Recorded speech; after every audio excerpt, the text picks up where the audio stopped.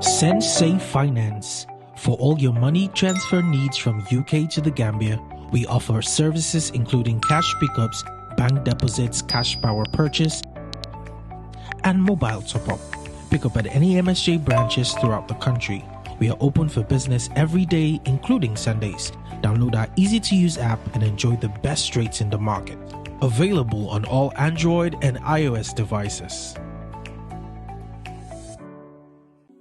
CareFinder is a real estate company that focuses on property development within the Gambia. We pride ourselves with providing not just quality and durable houses, but also state-of-the-art designs tailored to our clients' tastes and expectations. Our unique experience and expertise is second to none in the industry. We are currently building and selling 3-bedroom bungalows at Sukuta Traffic Lights and Jabang. We're also building and selling 3-bedroom story buildings at Sukuta Paradise. Other sites are also in the pipeline. With CareFinder, payment options are available. With just 40% deposit, you can get your house started. For more information, contact us on 329-5188, 727-0049, 709-8418. You can also check us out on Facebook and Instagram at CareFinder. With CareFinder, you are assured of a secure investment.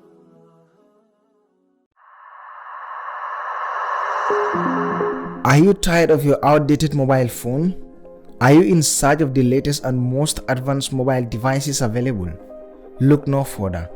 Welcome to Smart GSM Technology, your ultimate destination for all your mobile phone needs. At Smart GSM Technology, we take pride in offering the widest array of cutting-edge mobile phones on the market today. Whether you are an Android enthusiast or an Apple aficionado, we have the perfect device for you.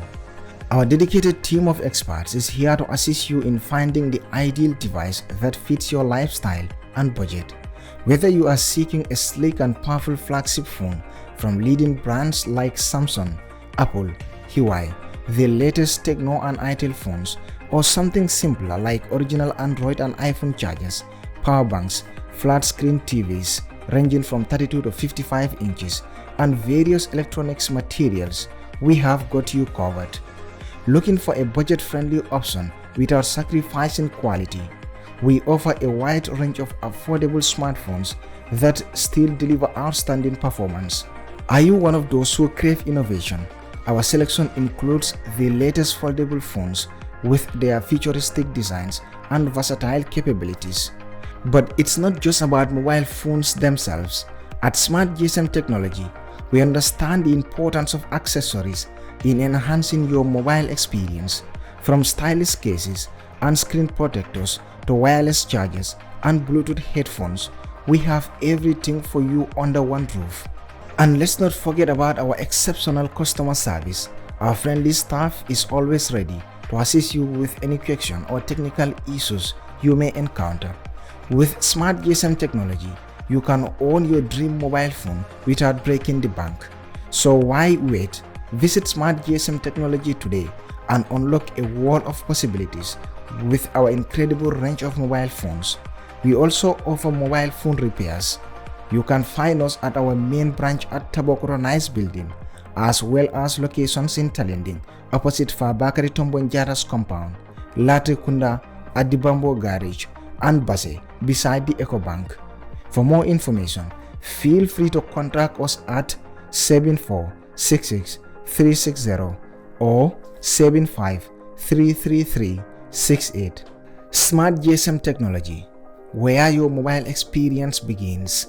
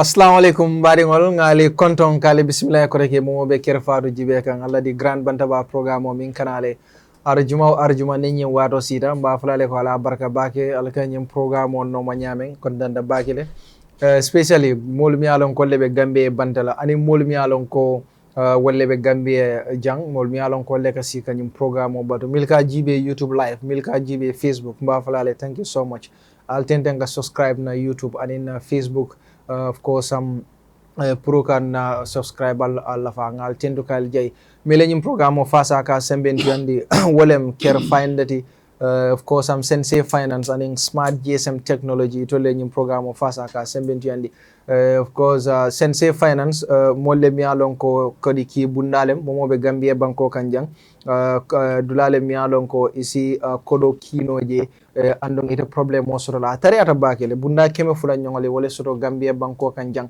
bari Sensei Finance fanan abobi bulle nali a download drong lafta credit ko sannal sa sannoje wala kaspa wal sa sanno ila abotole bari nalbe kodo kila Gambia jandrong pour ka kordal sang alsita of course care finder itollem korda wafi bundati mi alon ko Gambia non lati la bakale kenol sodo dula betole e ka korda lo kele bari ni lafta fanan mi natra kene kensongale be bulu e ka lo no yele itol care finder woto alta ali alla kordal sanje nalbe kodo kira jang molle mi alon ko ila lanno warta bakele ila nambalbe tara bare kan screen o dumale bare smart GSM technology ni nata mobile wafola Gambia banko kan jang molle mi alon ko nyontangol lem jamal ka bori kata damen wolem nice building ti mi alon ka felenting tabo ko do mo jamale jelon ne fengo fe mi alon ko original mobile olem nal freda smart GSM technology alba sotolale original Android funol bijele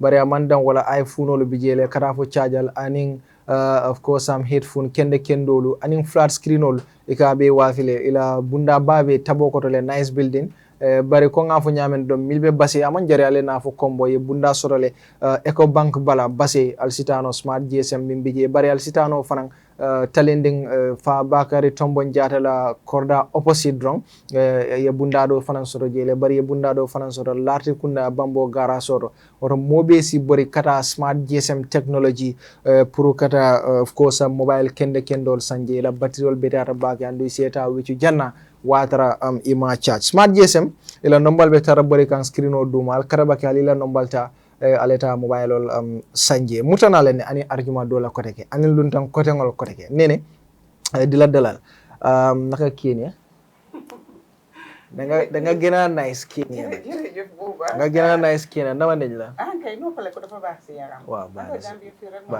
bana ci yaram da nga faté ne sa mic bi you are not using a mic ela may ko one time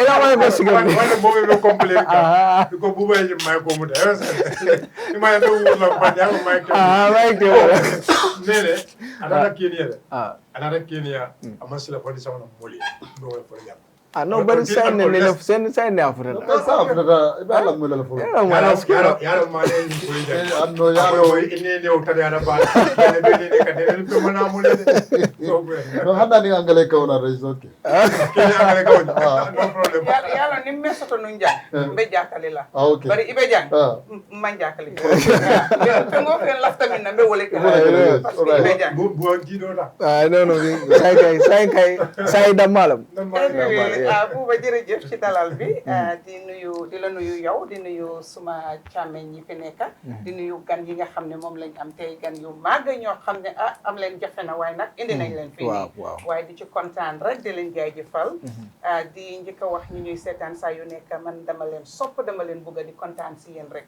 last week Friday ñu ñooy nekk di text di send messages di lagte gisuñ la loxo yi xawoon a xat rek waaye xam nga ne man akama leen a bugga te sori leen du yombat lool ci man soo dellusiwaat naa pour waxtaan ak yéen jox leen li ngeen xam ne loolu ngeen bëgga borom kër gi saa yu nekk moom it di ko xaasal di ko ñaanal yàlla may ko fan may ko wér ak wérle yàlla di ko ñaanal rek yal na bum am lu mu ñàkk waaye nag bum ñàkk ba pare ñànki soo di ñaan rek yal na amam yomba yal na amam sell yal na amam barke di ñaanal ñëpp ajuma bu sell bu ànd yiwi yàlla di wax suñ gan yi nag moom dal leen ak jàmm fii mooy Kër Fatou xam nañ ne nag seen yi liggéey mu ngi naka 10 yéen a ngi busy waaye it lii yëpp ci yëfi liggéey bi la bokka parce que si liggéey bi ngeen def xam nga ñu bari ñu ngi ci am loo xam ne ñu ngi ci am ay lu leen réer ak lu leen leerul baax na it ñëw toog ci plateforme xam ne moom la ñëpp di seetaan comme ni ma koy waxee rek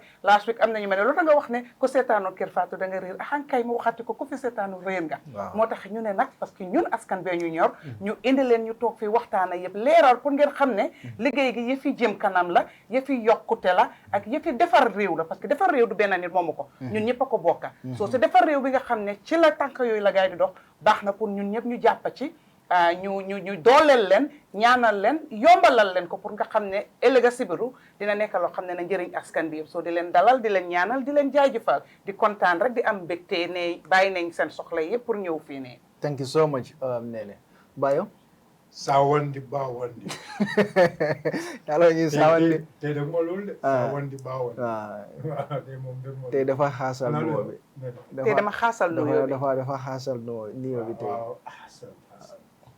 kana wo falinde ye sawandi bawandi falinde kana wo falin no problem anyway ala baraka bake tolmel yalon ko alkanjibe wato arjuma kanali e ka programme samalena programme mel yalon ko wolle be kering na sato kono wolle be kering na society kono pour ka molu kalam tin dron ka polong o ratol mel yalon ko alkatara sering alka programme nyinta alka bodu be duala le ala kanal fondi credit ko ala kanal fondi meka bayar sola pour ka jim programme nyinta ka jibe mbal fana dalna duwala alsa duwanye pour alka jin jibe damin do ala telephone to pour lunsa si alsa jibe no ala television to fana but in fact dol fon ka jibe television to already but mba fala le fana ko danke ala YouTube parce que da Kër Fatou media momo ya lon ko because sometimes YouTube nga understand buba sante YouTube ka busy bagale a lot of people will look at YouTube ka program when you follow so if you don't want to be obstructed in the Facebook just go to YouTube ya jibe program nyin ka men sama lan don pour ka molta ke kala mudandi mais na bar musuma me ya lon ko wala tam place nyinti ba kontona Fatou ba fala ko comme ne na fu nyamal do sa wondi ba won no problem buba la cancel be durim bagale buba na cancel be dur ban membe jewul so albe bayrol alla lafta la be program special le soto la pour vocal no me yalo cancel ko wol be na ti ja yaro kala ito jamu sama nunu ja mbabula la sa ni lafta wala yo san o bakela special program special so chairman na yaro chairman CEO be na nyo yaro mi men kono me operation lo kono nyo yaro operation clean the road operation clean anything me along is messy okay all right okay so that's what we do so me gesol kontona we have very important guest here today ndawol tolfola nalon new water sida wala ma if only be fon fola but di kajani be diala bagala bari kana nakaja fana lande duma man na terima ngafunyo ma although it's very easy for people to carry him because ndenata lakana ndenata lakan samba masimala lakan samba na jam but bin nata jang ko ay bontole akwani nene lam ter Uri wo manke biti di? No, ya city komal de. Wo manke biti di? Talibo. Wo ma city biti? No, wo city tanya. No, bolo kono. No problem tuwa. No problem. Talibo. Ibo man ko follow de. For ibo ka ko suute. Assalamu alaikum. Be jiger lal kondona. Be welcome la ko rek bi jumo fananto. Fo ala sinna juma jamal siya kam mabe programme si falto. Then panelol kontona men yalon ko takla jang honorable Bayo ni honorable Nene be kontona honorable Manna jang MC Cham yata manna barwina kontondro be futalama be defam kontona Kër Fatou fana suti bañu ba kontona menala kontondro dila menna wolom banko be la kontondro wolom His Excellency the smart president of the Republic of the Gambia. Ebuka sindi Guardian. Na for yalo last time no for Guardian. Okay. Smart Guardian president. Smart president. Smart Malo president. Yeah. President Goodluck Adama Barrow. Anala mansa kunda mu be ani municipal council nol be ani chairman nol ningira council nol be kontona stakeholders nol be ngal luntambal men fanan suru jaal nyaabe la buba bi ne tol fulali la mol fanan kontona bi Bantaba ka chalem dol man kan jibe albe kumol moy la dol bi jang dol ti jang baral si kumol moy me ya jakal abota ben fonda ni kol men be keri isa fo moli ni no banko kachati amanke defante all the time or contradict issues no all the time wod ko kol men ya lon ka fo ko na yir wallem si kacca jang so ngam men so jang alhamdulillah ngay belon woto mbe mol konton na jiber lalu mba fulale al bismillah programme o. Thank you so much Talibo mbe duwala fanan because Gambia mbota ni kuyare kono bayri nga bakaw youth sola kumo moyle mi alon ko e koma silota mbe duwali fana momu mi alon ko e dingo bije ando nga fona ni wala je mbe duwala alama ne manin kafar kele ibe I think fana ni guy I think dañu wara jël step when it comes to back way nañ is a special topic pour loolu noonu waaye foog naa is very important pour nit yi ñoo xam is yoon la boo xam ne is not safe you know despite the challenges and why definitely is not safe so di ñaanal képp koo xam ne rek ñaaka nga sa bakken foofu noonu mbe min kira ɗon ɓenna luntagol dundilale mili alon ko ñetole soto jam bi molle mi alo ko nene yafo ñamen pour que ɓe soto plateforme kilingoto amandiya bari nge soto Grand Bantabale Bakary ke Manneh ñin desol mole mi alon ko aɓe faramansari bake ni nata media to ye dawɗa yele kaji jeele atelem aɓe damen of course road safety engineer lem atelem here of operations ti ñing operation clear the roads mi alon ko leɓe kiring ka fo ñing silolu mi alon ko e betolle fita kan pour asi fanuno ñamen itolle ba ñaton ko yakan ate bijanne mi alon ko nabe kacala kola bari nga Sainey sawane fanan soro Sainey Sanyang fanan soro mi alon ko atelem deputy commissioner ti municipal police atelem chief of operations the Kanifing municipal council ngare fanan sotole ate fanan nabe kacala ko ñinnale because mo jamal be KMC fanan blame kanne data na mojo KMC le to le biti ko dinambe damen so we are going to discuss about that but fanan ito fanan na side ba folale police wali ko ila mañal ñing operation ro e kam bete abake police PRO fanan bijanne jamale mi volem ñinti ko police wolu e kamol kan ñamen amam bete wala tinanga kaden ASP Modou Musa Sissaho ngate fanan soto janne mi alon ko atlem acting police PRO ti nin ko musa ente ngatele ka jamu police sol to yala ngate fanan soto janne nyimbe mu molleti mi alon ko ni be kacala nyim operation o mi alon ko le be caring operation clear the roads wolem silolti mi alon ko ibe wolle dakan science and tenting pour isi fanono nyamen mbemi fulonda wolem Mr. Bakary K. Manneh welcome ebe on the Grand Bantaba for the first time. Thank you so much. Sorry, I lost my voice. Yeah, I know. Though my voice is not as horrible as this one. I know, right? Yeah. I don't even know how Maban Lakalael. Parce que fi, it's like yen dengan dominate fini. I know. So c'est que ça n'est que de dega fini. Nene rek mo nek de laka. Wolof. No, So you can speak any language. When it's necessary, because I want all the audience to hear what we're saying. Sure. Very important. We don't only have only our Gambian brothers and sisters selling on our roads or occupying the road corridor or pedestrian way. Equally, we have non-Gambians, and they need to hear what we are saying. So for now, munenko waxi wolof buñu agé si chosé nga foni maneka kan. Right? Okay, mamo be kon. Wa bambaran tamit dama si day jem nak dega na aku tamit nak. You are versatile. I know. I'm doing fine. So mbamol be kontona it only kontola. Akon kitanye kontano te even though nene na doko kontole be.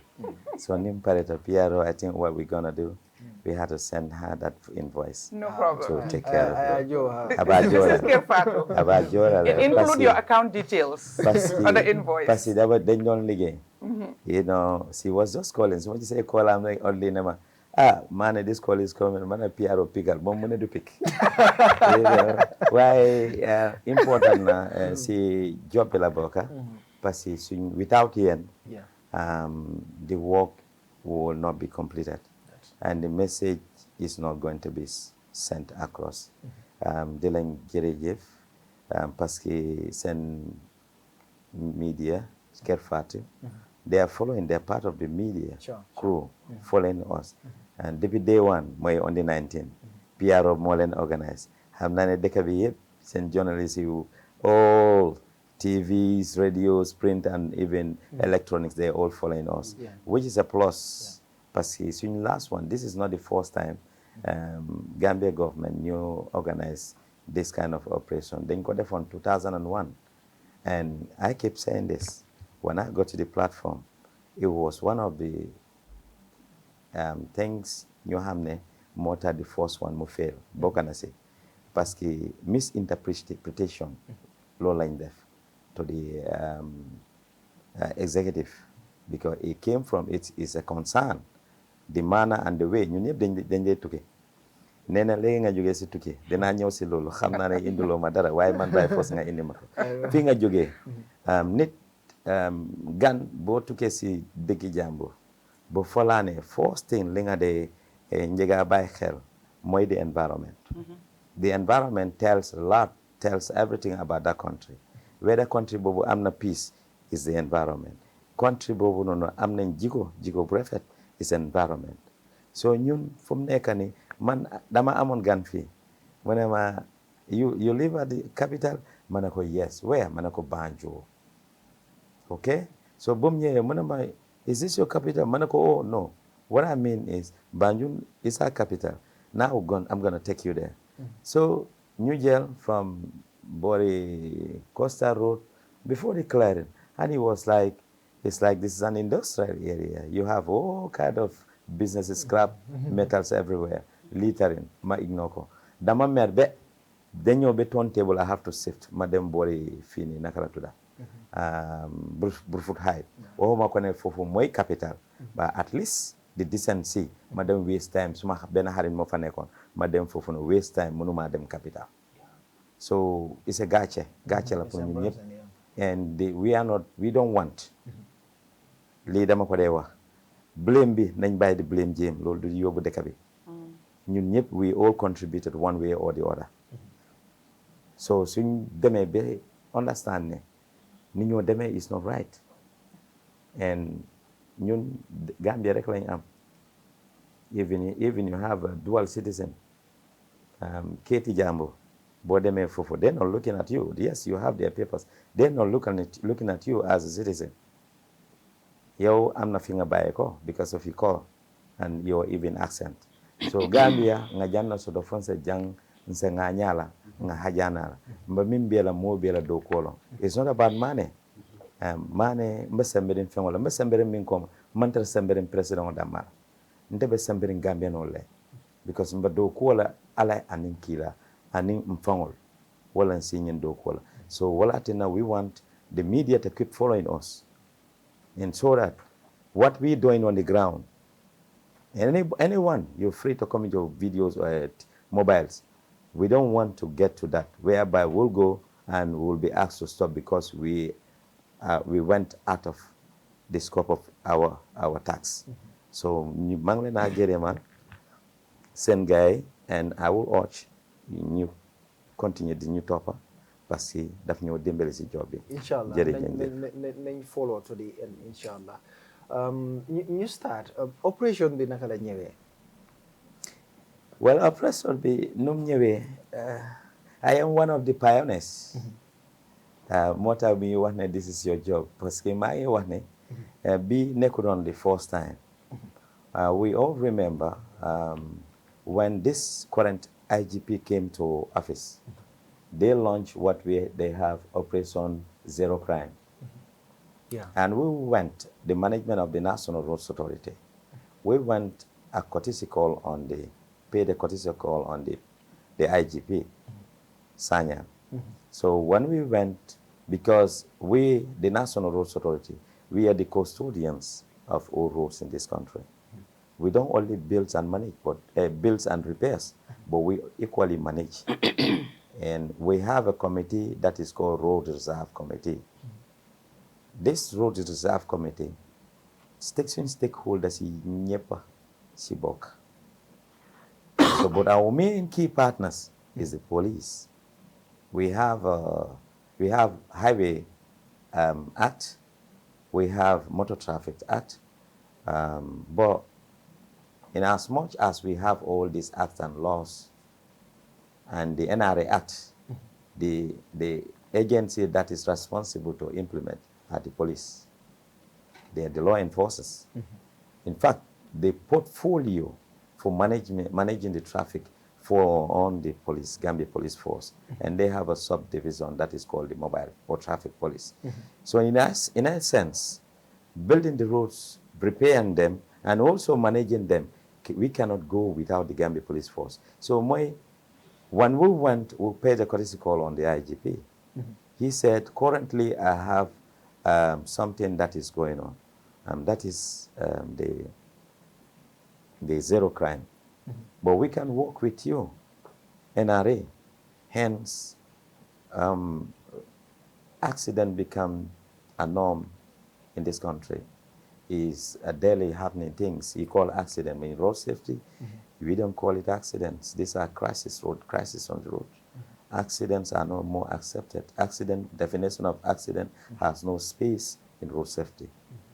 And so when we went there, we discussed things, put our hearts together. We came up with something to do and relieve the unnecessary traffic jam and unnecessary road crashes on our roads to save lives of all road users. If we build roads, they are very beautiful, first-class roads. The roads cannot be safe if the vehicles are not safe. We have all kinds of vehicles in this country. Yeah. Right?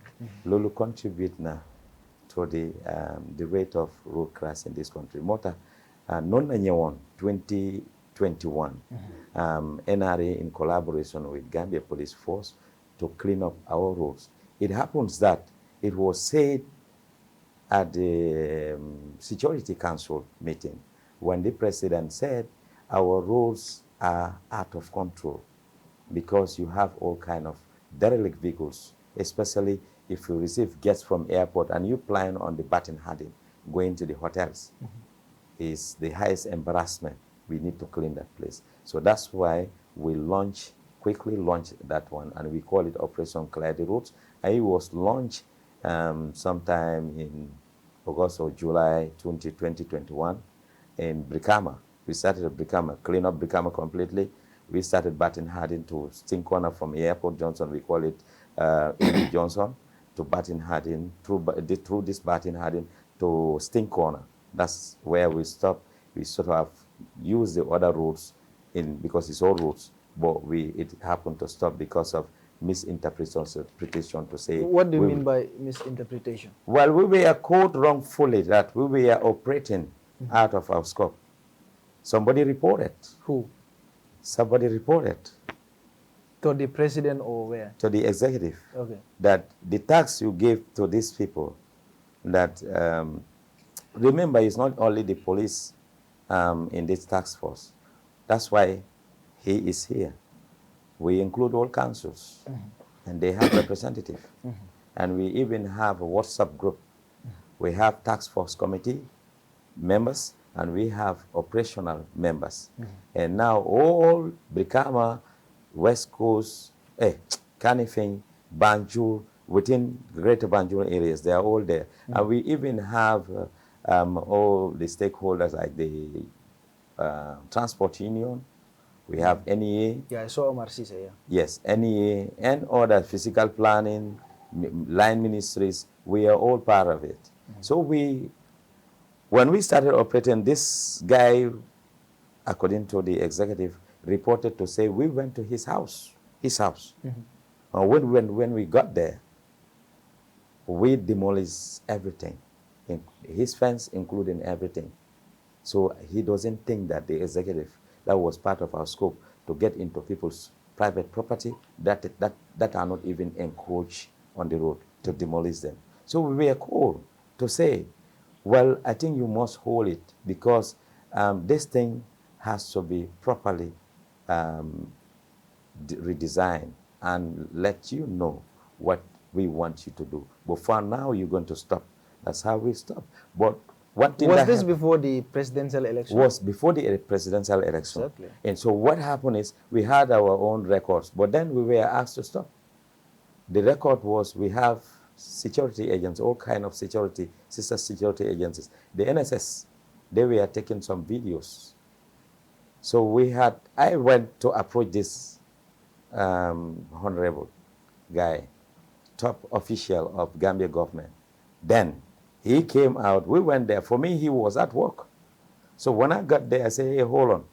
Let me ask because why we stopped at his president, he has his perimeter fence, all tile outside, which is okay. That is the wall. We don't have any issue with that. Then the walkway, he tiled that one. And he also have what we call post guard, the concrete pillars, the round one, or the square ones, with tiles protecting his fence, thereby denying the pedestrians, the vulnerable road users, using the pedestrians way, forcefully using the road, which is hindering to their life. So we went there, stopped there, called the wife for me or whoever is in the house. This was around 3. We were about to have our break at 4. So the wife, somebody came and said, no. The man himself is here. The honorable is here, alhamdulillah. Call him. He came. He stood. The whole team was standing. So I gave a signal. They started recording our conversation as if we know, because what we were doing, we don't want anything to be hidden, like why you were following us. But there was no journalist at that time, but we had our own cameraman for references. That was in 2021. 2021. Yeah. So when we got this record, and we were called, I was there, the then Commissioner of Operation, Sira Java, called me and said, Nyancho, we have an issue. What happened? IG will call you. I said, all right. Then he called Mr. Manneh. He was even sick at home. He called. My voice is not there, Mr. Manneh. I hope what I'm saying you hear. I said, yes. Can you come with Who was the IG at the time? The current IG. The current IG. Sanyang. You remember I said he was the one who launched this. Okay. Yes. All right. Then he was still there. So he said, Mr. Manneh, can you and your executive, I need to see you early morning first before you go. Then we were at Old Yundum police station, the police station that we brought down because of the road construction, right? So meet me at my house. His house is just few meters behind the then police station. Okay. So when we got there with my executive, we went and met him. He came out and said, I have a report from the executive that you guys you stepping out of the scope of your operation. What happened is, this is what happened. I said, really? Sir, can we give you something? Maybe that will help. He said, yes, he would. Let me tell you, if you have an evidence, well, I don't know how we're going to do it, but it is already said we hold on and stop this operation. So we saw him in a video. He could not hold it. He has to forward it to the executive. So that contributed. Why the first one, I'm not saying that's the main one. I said it contributed. The first one, why it fails. That's why this time we were going with all the media houses. We want every single of our activity be featured out. Yeah, so lolu bokk na si. So ñu bari tamit lu ñu wax moo nekk ne it was because ne election bi mu ngi ñëw the 2021 presidential election and favored president bi, because a lot of people will say génne na ma fi, I'll not vote for him. Do you feel like that contributed in your operation during that Well, year? I disagree. You know what? When we started this, like this one, even the critics of the government, everyone knows that this is for the betterment of this country. We were not having negative comments. The operation, for me, that could have given the president more votes. You mean that operation in 2021? Yes, could have given him more vote because it was the right thing. It was the right thing. That's why it is back again. And the same people who told him that story is the same people who approached him and said, the person even had to call me, Mr. Manneh, yes, can you please help us and come back on this operation, because my people, our area, people came back now, they even overshadow my house, like getting into my house. I was like, if you call me again, I'll embarrass you. Interesting. Because I never expose you. But if you call me again, I'm going to expose you. So for me, coming back to your question, that it is not, that I don't think that is right. It was not connected. No, it's not connected. All right. So now, apart from that, what other thing can you tell Gambians that stopped your operation in 2021, apart from that reporting? What was the major thing? Well, for me, that is the major thing. Okay. Because if we are given a tax, it has to go in accordance with the laws of this land. So operating out of the laws of this land, I don't think that operation will be sustained. Nobody will encourage that kind of operation. The operation is legal. There are laws in this country, very beautiful laws. In as much as, yes, someone will say the fines are very whatsoever. When these laws were there, it was a long time, we need to revisit. Yes, but that doesn't mean that this country doesn't have laws. We have laws. If we did not respect these laws, who will come out from nowhere, come to this country and respect our laws? So for me, we, in as much as our operation is and within the frames of these laws of this land, it has to be, let everyone champion it. Let's all encourage it. Because one of the things, the beauty about this thing, when we started at Joshua, kids came out, not elderly. I've received kids, they came out from inside Joshua, behind those parts sellers behind. I'm not doing any advertisement. I know it's against your thing, so I'm not going to call anyone here. Yeah. Behind, there are garages, these mechanic garages. Yeah, I saw them. Right? And most of these areas, you go to YouTube, you will see how they display these derelict vehicles and in front of people's houses. These kids came and said, uncle, da ngeen ñu war a dimbale de ñun suñ fele ne ne sàcca yi ak agressé ñoo bari foofu noonu bu guddee benn xale du génna suñ yaay sax duñ dee ñemeñ génna parce que it was serving as hideouts for criminals. Not only that, environmentally, man duma nangu fi ma dëkka nga ñëw taf foofu sima maraaj ne in the name of a garage, mechanic garage. Split in oil, all kind of liquids, which is not environmentally friendly to my family. It's not even healthy. Yeah. It's not healthy. Man, I don't think what we're doing we know as Gambian. ñu ngi xaaru dañoo jaay suñ bakkan ak suñ family. It's not worthy. 5,000, 3,000 a month, collect rent. Sa family, xale yi liri upwards, you put in everyone's life in danger. Moo tax ñu dugga si biir. And that's why we said, Operation B is Operation Clear the Roads. All roads, pave on pave. Okay. So léegi naka ngeen ñëwaatee pour ngeen start this operation? Because it was stopped by the executive and because they were not happy with some of the things that they alleged that you did. So naka ngeen ñëwaatee with this operation? ñoom ñoo leen jox pour ngeen start or yéen a toog ngeen binda gaay? How did you come up with it this time? No, we are only technicians on the ground. We are only operatives on the ground. We ñun bay faal lañ. Boo ñu dig rek ñu digga. Xaw ma digga. Dang ma dimbale de. wala ndigal rek ngeen di topp. Waaw, ñun digal rek ñoo toppa. So we sworn an oath. If I'm a Christian, I will hold a Bible and sworn an oath. We are public and civil servants. Boo waatee dara, you have to do it.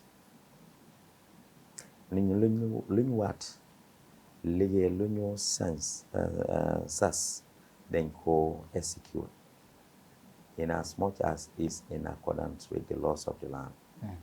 So executive, ñi trigger pour lii door ñooy executive.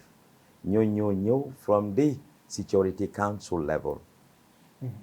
The IGP office is serving as the coordinating institution for this tax, new tax. So it came from the the Security Council through the IGP office. All the stakeholders, that's where we are having our house. We meet and strategize. So Nyonyo talk, it came up at the Security Council meeting. It's a high time because for the security of this nation, to maintain that peace, the country has to be orderly managed. And it cannot be orderly managed if we are not in control of the activities that have been. So Mota, the operation has to come back again to the IGP office. You them for have our meeting and draw out a operational program on how to start. That's why it was started on the 19th of last month. Are we still in this month or this month? This month. You know, it's an everyday doing. So that's the thing. That's how it all came out. Yeah, so Mr. Manneh, physical planning. Wow. Because Nyajibe physical planning fanan doko na lagin doko nying almost nyoma baba ke zafo anim wolle nyata tala nyola. So for anim physical plan so fanan be nyono malbum progal guide based on dulado la Kenya because Nyajibe there are other places where local physical planning approve some of those buildings because neo structural give by local mota hanyla come ko structural law dulalto without having approval from the physical planning. But Ninara Ibatarla wo bungul below in silo laka. So what are you people doing? Coming wo bungul to bungul ni anila pilal ma maybe it may affect the entire building. So what step atol album miral la kekang o album fer la kekang o alkamu advice kipal di o dulala because for example ninde approval of physical planning na bungolo up to almost silo na silo ma for example saying donata wala bongo be kono bari ala bongo nyimbala ay store mo so beje ngaja la ko store boy so but atara ni me alon ala bunjong la jimbang whatever be silo kam so what advice al community o sivaldo Abaraka ko nga fanyame nyim task force kono fano tabaka la warta bakal amanke police ne enare da mala bije physical planning bijele ila line ministry bijele lands of minister of lands malo local ikakanya dina shara bijele department of lands bijele physical lands and survey is different lands and survey bijele and you have physical planning but they are all under one ministry called the local government malo nyadi the ministry of lands regional government yes integration yes will bijele and other stakeholders so ntol nim futata structure man because mbe alone if I said the road corridor NRA we are the custodians now yele keno soto say nin ko femba lola jele NRA ko nga keno da mara di alla de memo molla tanin nat bar loro mbe kala je physical structure all department do long government yo create ko physical planning physical planning has to come momo yalon ko elafta ko keno nyima elafta ke fanso fenkeje business. In fact, today I was reading. I think Jani Mbabana from Fanamba Lord Mandinkara Mal. Mbe fena read an article from the Highway Act, section 6, number of volume 7, no, caps in bracket 1, subsection Malon for H Lomba. What it says, and you muna lualet, ako. Any person who intends to do a business, erect any canteen or any kind of business on the road without the approval of the Inspector General of Police commit an offense. Wow. Yes. Why? It connect the Inspector General of Police and I'm physical planning for. If you put anything on the road, I said the traffic management lies on the purview of the Gambia Police Force. So they are to determine the structure, whether it will have an impact with the flow of traffic or not.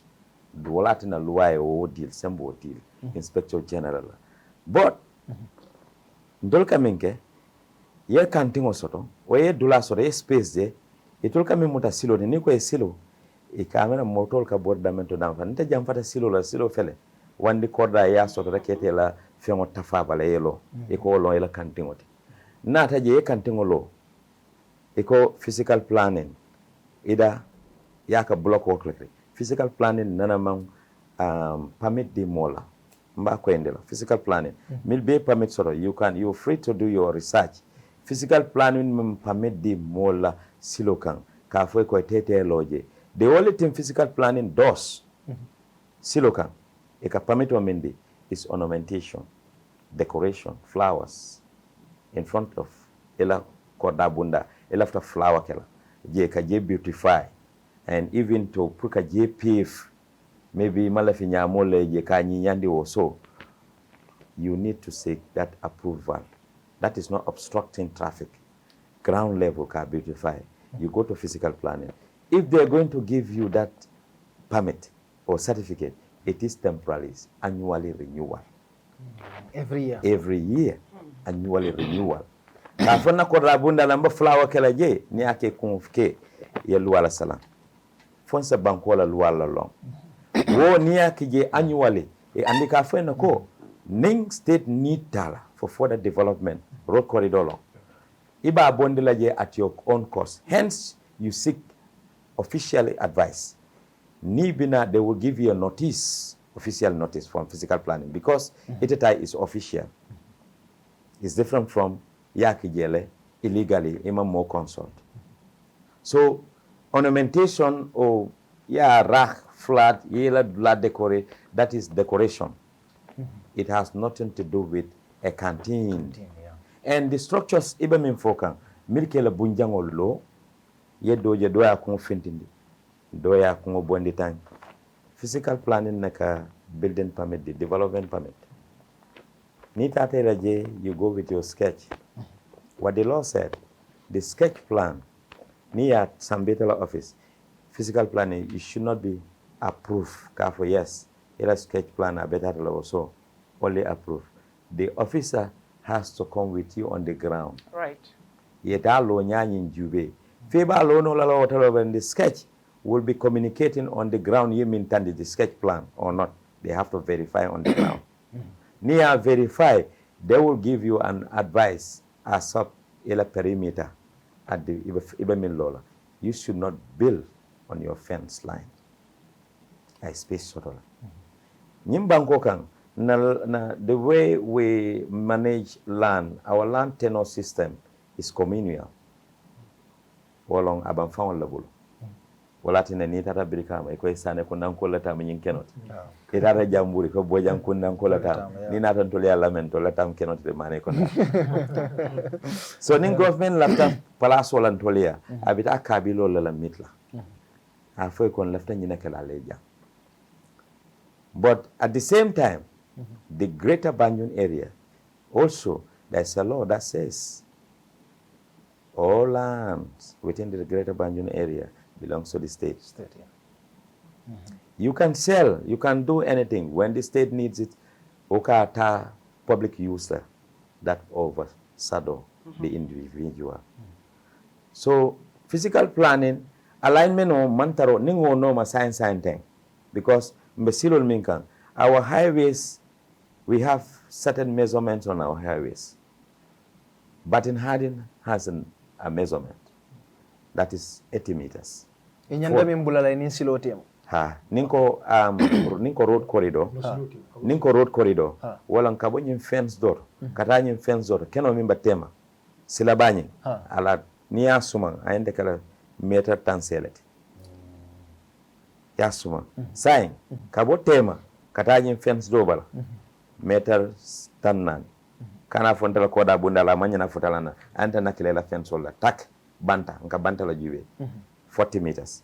Jana fana 40 meters. But in Hardin, Kabo Airport Johnson, Kanani Bruce Villa for Sting Corner, 40 meters highway. So I 40 meters. The highway is belong what is 40 meters. Mbakwendela is 40 meters. 40 meters. Saying wall 40 meters so. Ning road authority dantana. Eko we have a development that is coming. We in kana silo la doko.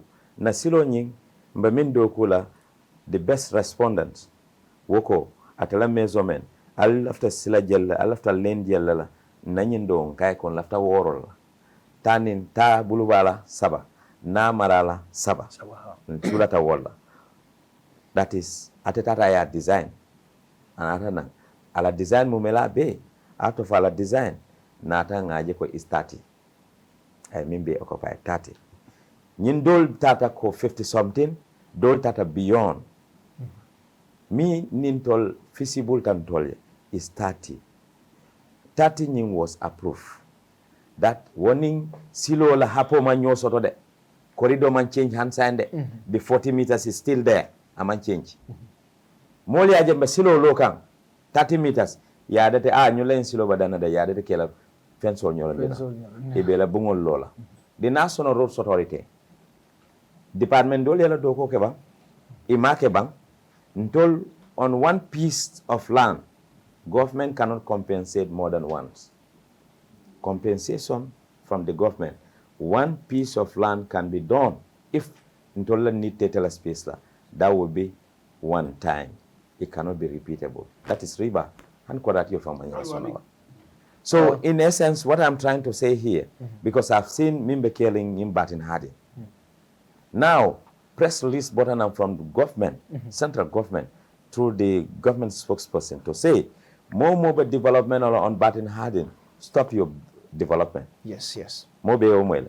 The 40 meters, operational Minkana, 40 meters has to be maintained on highways. When we go to feeder roads, it's different.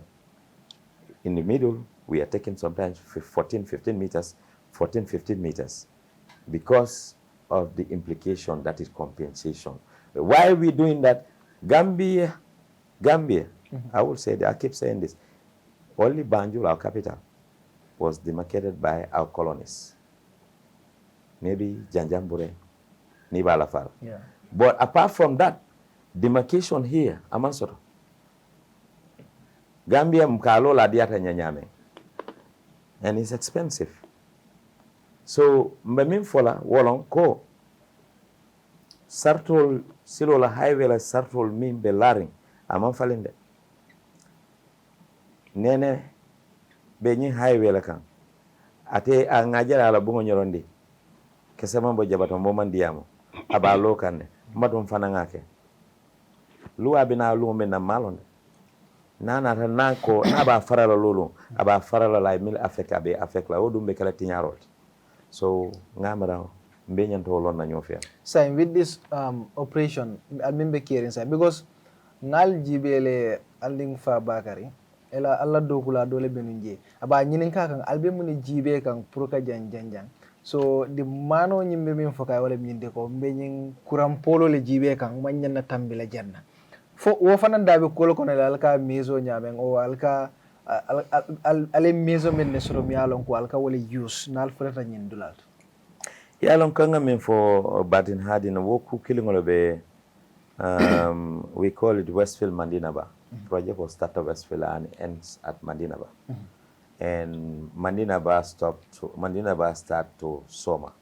Soma start from Soma to Basse. And Banjul, Serekunda, Westfield Banjul. Bara, it start from Bara to Kerewan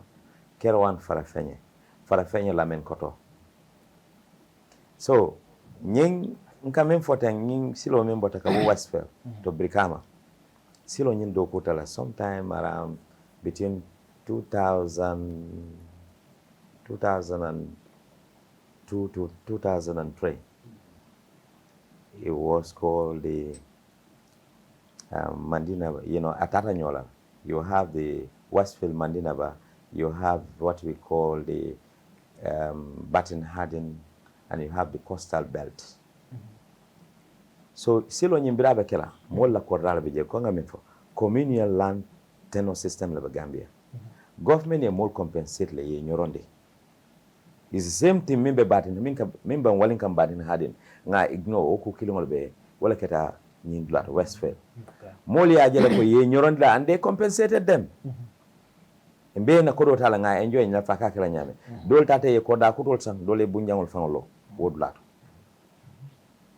Sai silo nyin sotata already nga silo bondi nga drainage jo bondi mol kela ko dal kama nay kanana kendi drainage jo la tak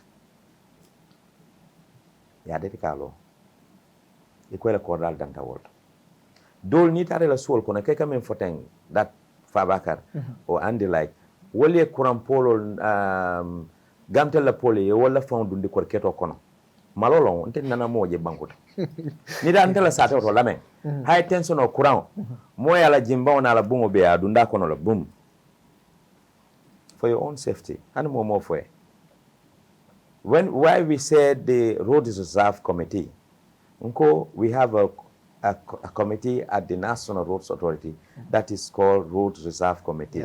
The Road Reserve Committee nga stakeholder la soto ntol dama ni yaman ke siloti. We also have what we call service. Nawek, Gamtel, all kind of services. G-pipe ol nyanta tambila ni ndamentol. Ebe ni ya soto siloka. Because the G-pipe ol sinna mola suwako na kafeti. G-pipe ol nyanta taral damento, ol nyanta taral jele. Mano nyanta taral jana nyanta taral. Pedestrian mol nyanta tamale singola damento, ol nyanta taral jele. Ning fiber cable bina ol nyanta taral jamto nyanta. Fonso okeda, fonsa bulandi na kuol kono. That's why it's called a road corridor. Sa ni moli la bungol ngi ala moli ne bungol lo main pipe balkan. Nkadamento for water lending. Wala bungo be nakirin na pavement ola, pedestrian pavement. And with a pipe of sin na pedestrian pavement. Pipe will be outside. Wala la bungol lo wala kan. Hani mo fwe. Silo hakola soto. Mo be hakola soto. Ni kobo on a sip claim la wo korda. Until time in Koda was the first Koda min lota jang. I don't think I'm wrong mistake what. Ko dol bije. Woke up fake akakem bulla drum. Akakem bulla drum but wol mistake all lete. A man can come wala point jang. But in Kaminfo is womu Gambian ola ntella ka mawo nyama.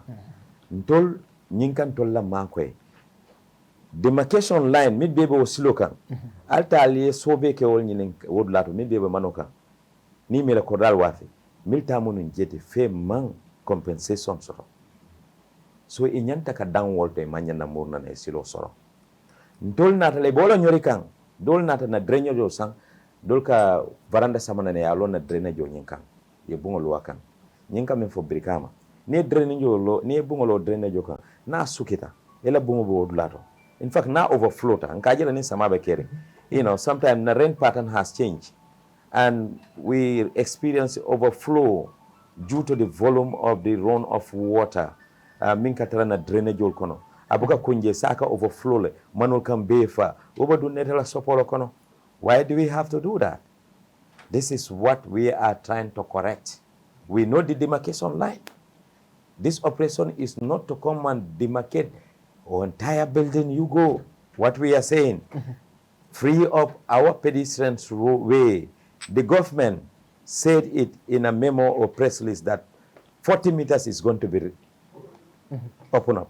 For now, what we are doing is to free up na pedestrians motolwe borla damento sinata malal mobe mantre singokande dolba wil kialla kan and mbe nga nafas mbe nga silos mbe hakol soto nyin silo kan sa ite pedestrian on yanta tambela damento nite step okoto nyin kana ni wil kialla naka tan futa wudlar juma ba salandila bi intenite mbe mbatama kan nen singola banna motol borondila sama min kana malonde milbe wel kaya kan dolna wuluta dolna ma wulu milna wuluta e ma nyini faye omotonya that is right fonse nyola hakol dian tolbo wala noma al nga nyola hakol dila nga silo free jinol nimbual tantan ko silal be silo so be silo so tamala damen tali wod na lafta fene bala ya comme akanda même fo ba watra be silo la tanko bundar na sediar do soto ndina te be silo ka wolu basi akani high tension o mew moy tension bonni nan kabo binaya ana high tension o bulanda ta fona jongo akay ku wala ha waro mu so musulun ko akwai da ikatar la ni fenna ka kuma akatar kuma na ko yi buka suto si la nin kai ko akai atul binal famfala jang because nit ñi mamanta jang abatul bele muta yeah that is wonon governor fam jeng kai immediately ay wo bondije So nkala udlale sembentu ya. Yo, bunyolo high tension over, bunyolo kan, ibalo kan. Bunyolo wato. Ala masongo. Bultur ataya bisa ko. No. Ala bunyolo. Ah? Abe bunyolo kan dame no ko for high tension kampam. Ala masongo fata ji. Bara continue ameda continue ka. Interesting. Yeah, bare buba kufla bije. Slapol men yalon ko be siloka. Alon be structural fanam fo kanne. Men be siloka ke boyndi. Bare kaje moye bete wonati. A landi slapoka ay ji duma. O drainage yol ñin ika suki. Do si kenyota a suki. Wato dol fon nin tro ko fon sireta slapoka. Akaji. So nol bije wol katar wo nyaade. So malon ale algawol fanam bonde. Well, new operation, I just been platform will be used. Can PR used to talk here? No, PR is coming. PR is coming. Don't enjoy me. Add your voice. Add your voice here. PR is coming. Add your voice. So, min keta, bring ko new operation. Yalo manyan na ajawe andla nyofe. Nkamera mba firlal silo kamba wala toraka. Firlal damante. Milye sain kunun nga mol arrest le milyalon ko nyim bildaslo alka min fota ye bedangol juruma mol nyanta katama damento ye kenyol juruma de dolka lowolte ye concrete ko fanke. Exactly. In construction, which I am from, when you have your sketch and you want to build up something, there is something what we call a working space. Face hapo soto yo bula aita bula la silo kan ela kodani ya ibola bulala ni la nyim bagage material nata betangol chenyol fengo be ibe nyanta katara wolte manyana landila mole silo kan sa nite mo create ila konoto pour wolbe dunna damento e ko silo kan na bo handula fo janite lo building o parel mol min nyanta katama sin wala wo pedestrians way wol nyanta jila manola kan ni fota tama e jiduma mo ni motol be cornela. You put in people's life in danger. And that is what is happening. Saying kaminke, PRO will come there, Omara area. Nga Jamal arrest, minimum complying with the laws. Because we started this 19 this month. And what we were doing, we calling them, going with them, sit with them, we counsel them. Some will say, being in Palazzo like 10, 15 years ago, which is true. That doesn't make it right. But nkatandila lako ebe menna fe fongo isong imaril fonkana la kontanya fo tonya akoleata la dron nkamira na dimba la danyino la balale yemin keten albentolle fasaka.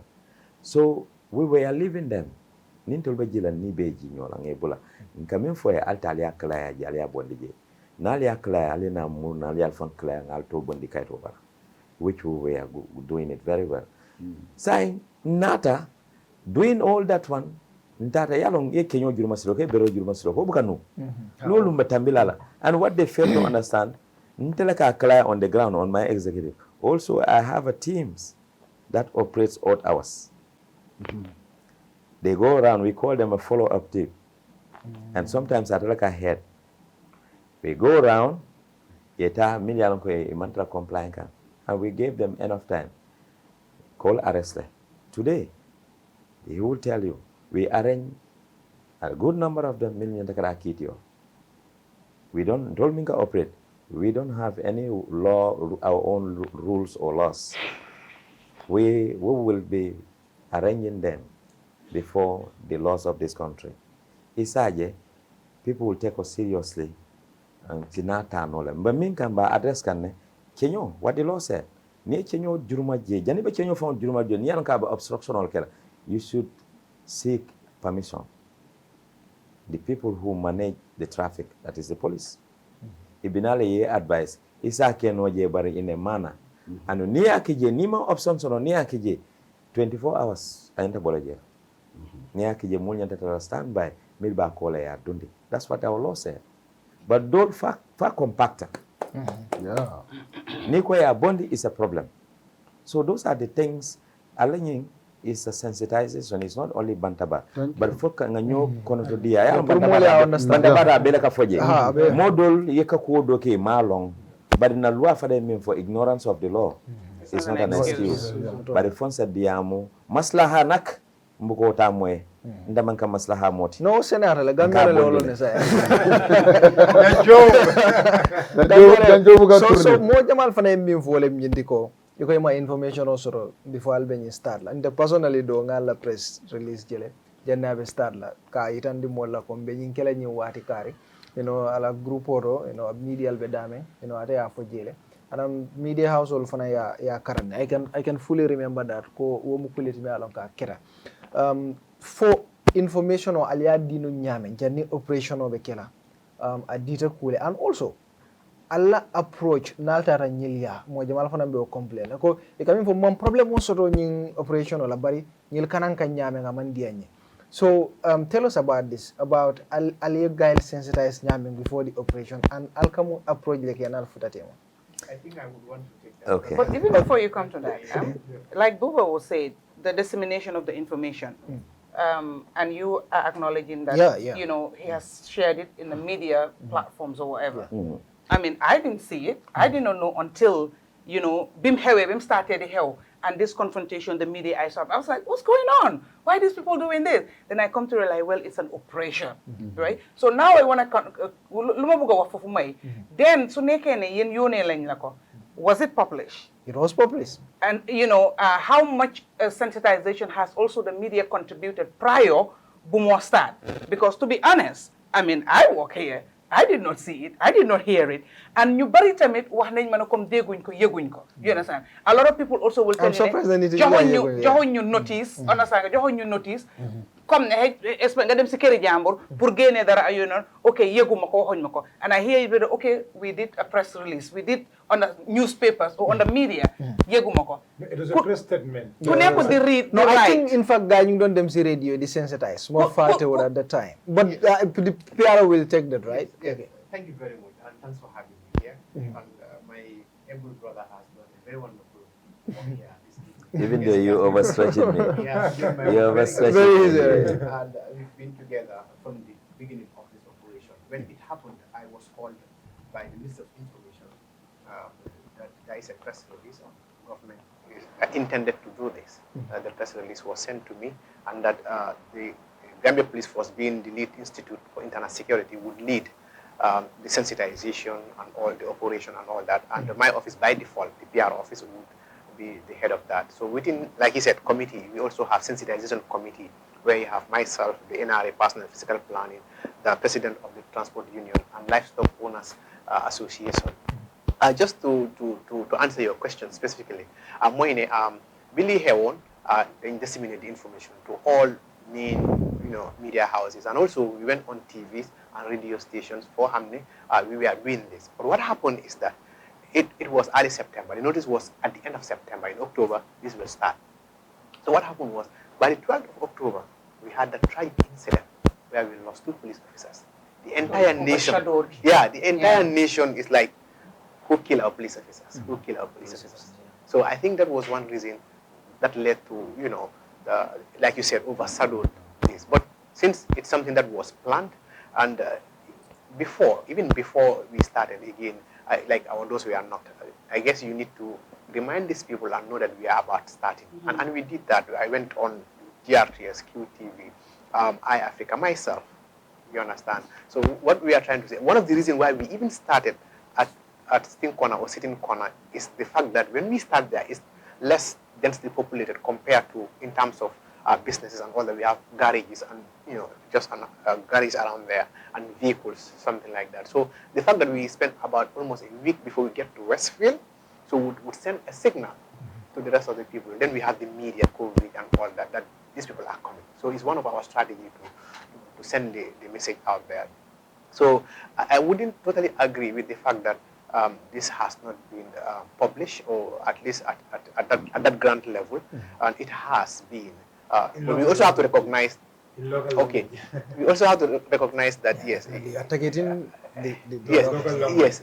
So basically, wale keta aketa wan le wato mi alon comme ya fanya mi karo be den dimmen na wala fo nga itandiro ke molal bay di mol ka fole ko dol ma kala muda ngam fo mole ko wala ko abe kola la bake ni ataran dol ko be dunna bitiki wala garas ka itandi mo wala ko masa kunda be ni ke la wote kino la mam possible nga avenue men so wala ko kata radio station to kata television to anin kadiamu anu nga kato dango kele kata RTS ila television and radio station to kata QTV kata iAfrica kata hani ambassador njandame nde kata mutum yalon ko ning jonle solle kakacha platform so dami yalon ko nga fem so kibaro le men nyanda kasi nka janya woldo so wala kutum yalon ko do ko keta akum da curriculum notice le keta ka jefo pour mulsa kala muta bari kabin ko nyi fon kana damuta ning sting kona wala sitting kona me yo sabu wala pour ka jefo be lokun danaka lokun kelo fannala yani be fira westfield ko ta tabo ko ta birika ubata kuma kan yin fitar wala ya sabu yin su kuma fanya nga kato bekele ka je ko media house ni kato ni ya katano yefuta nan jibro pour yemul ma ko ibajala abe janjen na nyam pour mol be yaka baydi ngal ne bi radio la mo ko la bari WhatsApp be keri ne TikTok be keri ne Facebook be keri ne YouTube be keri ne nyindum bi hane merol men be santoro sai ka WhatsApp la mo ele ka TikTok la mo ele so yin keta kuti mi yalon ka ay mol ma ko bak na do ko to be do man na jan sala ko to wala ko nyindo ko bita kan din sila men nante content tabake because dene ma mira abe successful that hana dan ta janne fa successful that muni yo sabu is the organization because wow the organization I mean honestly is one of the best operation I have ever witnessed because of the coordination and the caliber of people institutions in here because ikajele ko menu marta silo fa ben silo fo kan jumal le marta silo la nasa authority wala representative wala final ni ko loro jumal le tamu loro jumal le bunat wala ko physical plan ko fana be loro sandi ko silon ka jumal le fon kam molle fo wala motol jumal le marla motol ni molla driver wala Gambia Transport Union ko fana bi jane ila taxi bagaso ila lorry drivers aso ibe la sectional be natal be mol feje andu nga kalam da ko wari tamira jang ni na nisol be sidol kang ko wat tambe ka ko gaji ko da ko police man haji ka na nisol ko so we have the livestock owners association many alon ko fana do ko mo wolti la business go fanal la pour kamul ma ko nyimbe is a holistic approach nga wala ta moy woni sol ali ele mu nek woni ye mutale hanife andu ya mutale ya so dol bi la bisa ina de abukole almanda costa rusilo kam fo mbakande because ibakande na start le kadum na start jumale tam woni sol mol bi nakande ko tolle tam no ye mil muta jana bulti abuko bobo amna borom waye costa ru abuko ani mi muta abuko de na start kabrim busum bala ma fara to kanana kata bita fo Senegal woni sol wa nyinul be katara Senegal be jang alma wo muta fo be muta kanne but timo le bita right now life owners association men ke fana yela mol kafu men yalon ko hat men lem men yalon ko mu kantar lalleti yewol na fina men ko ni sol don ne kan ni sol muta ke ne ke muta ke na fina amma sa kuna fana bita fanso ke kan ne kaje ko ni sol la bolu ila topoto bi tarra wala ko wala pour aller muta o ni sol bu ko dom alba jos ni ma bala do al men bi yewol abelari nyame wala ni sol muta ni nga ni sol muta wala na announcement ke kaje ko ni sol muta momo de mi yalon kanata kan ni so claim ko tel tamu ni sol ibela ni so sota lale what a problem with it but you have to bring evidence and witness ko tel tamu ni and plan nyango busole fana be lale kan so men wala ko you have to pay some amount kaje ko niskum there is some amount allocated be men jola nit ni sitan ne be bula aske no te be 25000 na jola or 50000 kaje ko kulo le kan be kan multi thailand ni so men dingalon ko ni so nyanta tarak nyanta ine ikama kan tabula ko rele to ya ba bar ni so wol sa woli molla silol le ke la dulade yana salin cabinet hol be je so ke ta kuti me yalon ko nal frere costaro de ala jura yalon lugo min na nganda reportal kije ni Mustafa kabra bi jaay call agonye ko kon kata ni so le aduanye de so bon la call kono le so just one point I mean for me alon ko because kunum be operational la be arresting la yesterday I was part of the team arresting men ka arresting sab wolem ko folo ngame yitande mo la wolem kon na force go ngame kete ngamoli ya maral le yela fengol bondi andum ka mo bondi dawoda alkana ke mutumi an kalumura na wudulal to baydi al illegally ala je okoko ene which means at this point in time from sembo sol kal arrest ka sama luanya pero we are giving you that privilege comme na Gambia maslaha doro maslaha syndrome so this is the first go ala la fengol bondi nya ngibula barin ka kala mutale ko baydi kon kontanta yaje hakilo e fenne ma ndol be sirine molle ka mol ko Gambia no be falin kanere Gambia la tala pour ñu banko yi develop molle ka mol wota mo ni ke soto police kunda ka witness soto ka kolea wala sa molle ka mol call ka molle ko ale da men clear science and the carnival fele muruta je tenin we me yitan wala kon kam message men sen banta ko mata kaje ko together be nyina la ko nyimbe kat pati karle nyimbo dula karle this is a national effort and it's towards national development kaje ko benga mblodi nyola pour banko eta nyaat wo kamala mol kamol kolle ka witan so nga e follow up team so men kamuru ka bring sting kona kanana mol ben yalon ko muruta la dinkira to ngi bondi dami walla dol bije nga fo ne ko bay di sembo bije do bagage dol bije sembo to je ko be wutu nga baramale nga kokele nga ketundi do man ni so ite na yalla ba so nga fo mari yalla ba ninda da nga tri mari mala ba nge fana nyankon ha so wolam police la do ko tiji pour ka fo kuma ta pour ka lon ko police la do ko min tiji wolam ka ensure comme a fo nyame ko all laws in this country are enforced by the Gambia police force so it will be for ko loi mon sembe di karla e taraja ni o kare ka te boni ni ka te bula je wala nay parar so ya fa ko fulan nyango dol be nyin karo kala mun nga sojarol so ji so yo ni la kidol mon nyanta men understand wala ko Gambia sojar kunda we have ko national guard mo depart or unit within the Gambia police. They have police, Gambian army, they have police powers. They are constitutional, they have police power. The reason being, if there is an emergency internal, police are handling then it will, because they have police powers to get into our internal security. Reinforcement. Yeah, so, and since Kanyo Badi Doko Besian in Bangkok, Kanying is not the only operation. Nganoko Kidi Jamal Lebekeri, Nganoko demolition Jamal Lebekeri, Nganoko coverage. Paral kamenke la doko si atabai.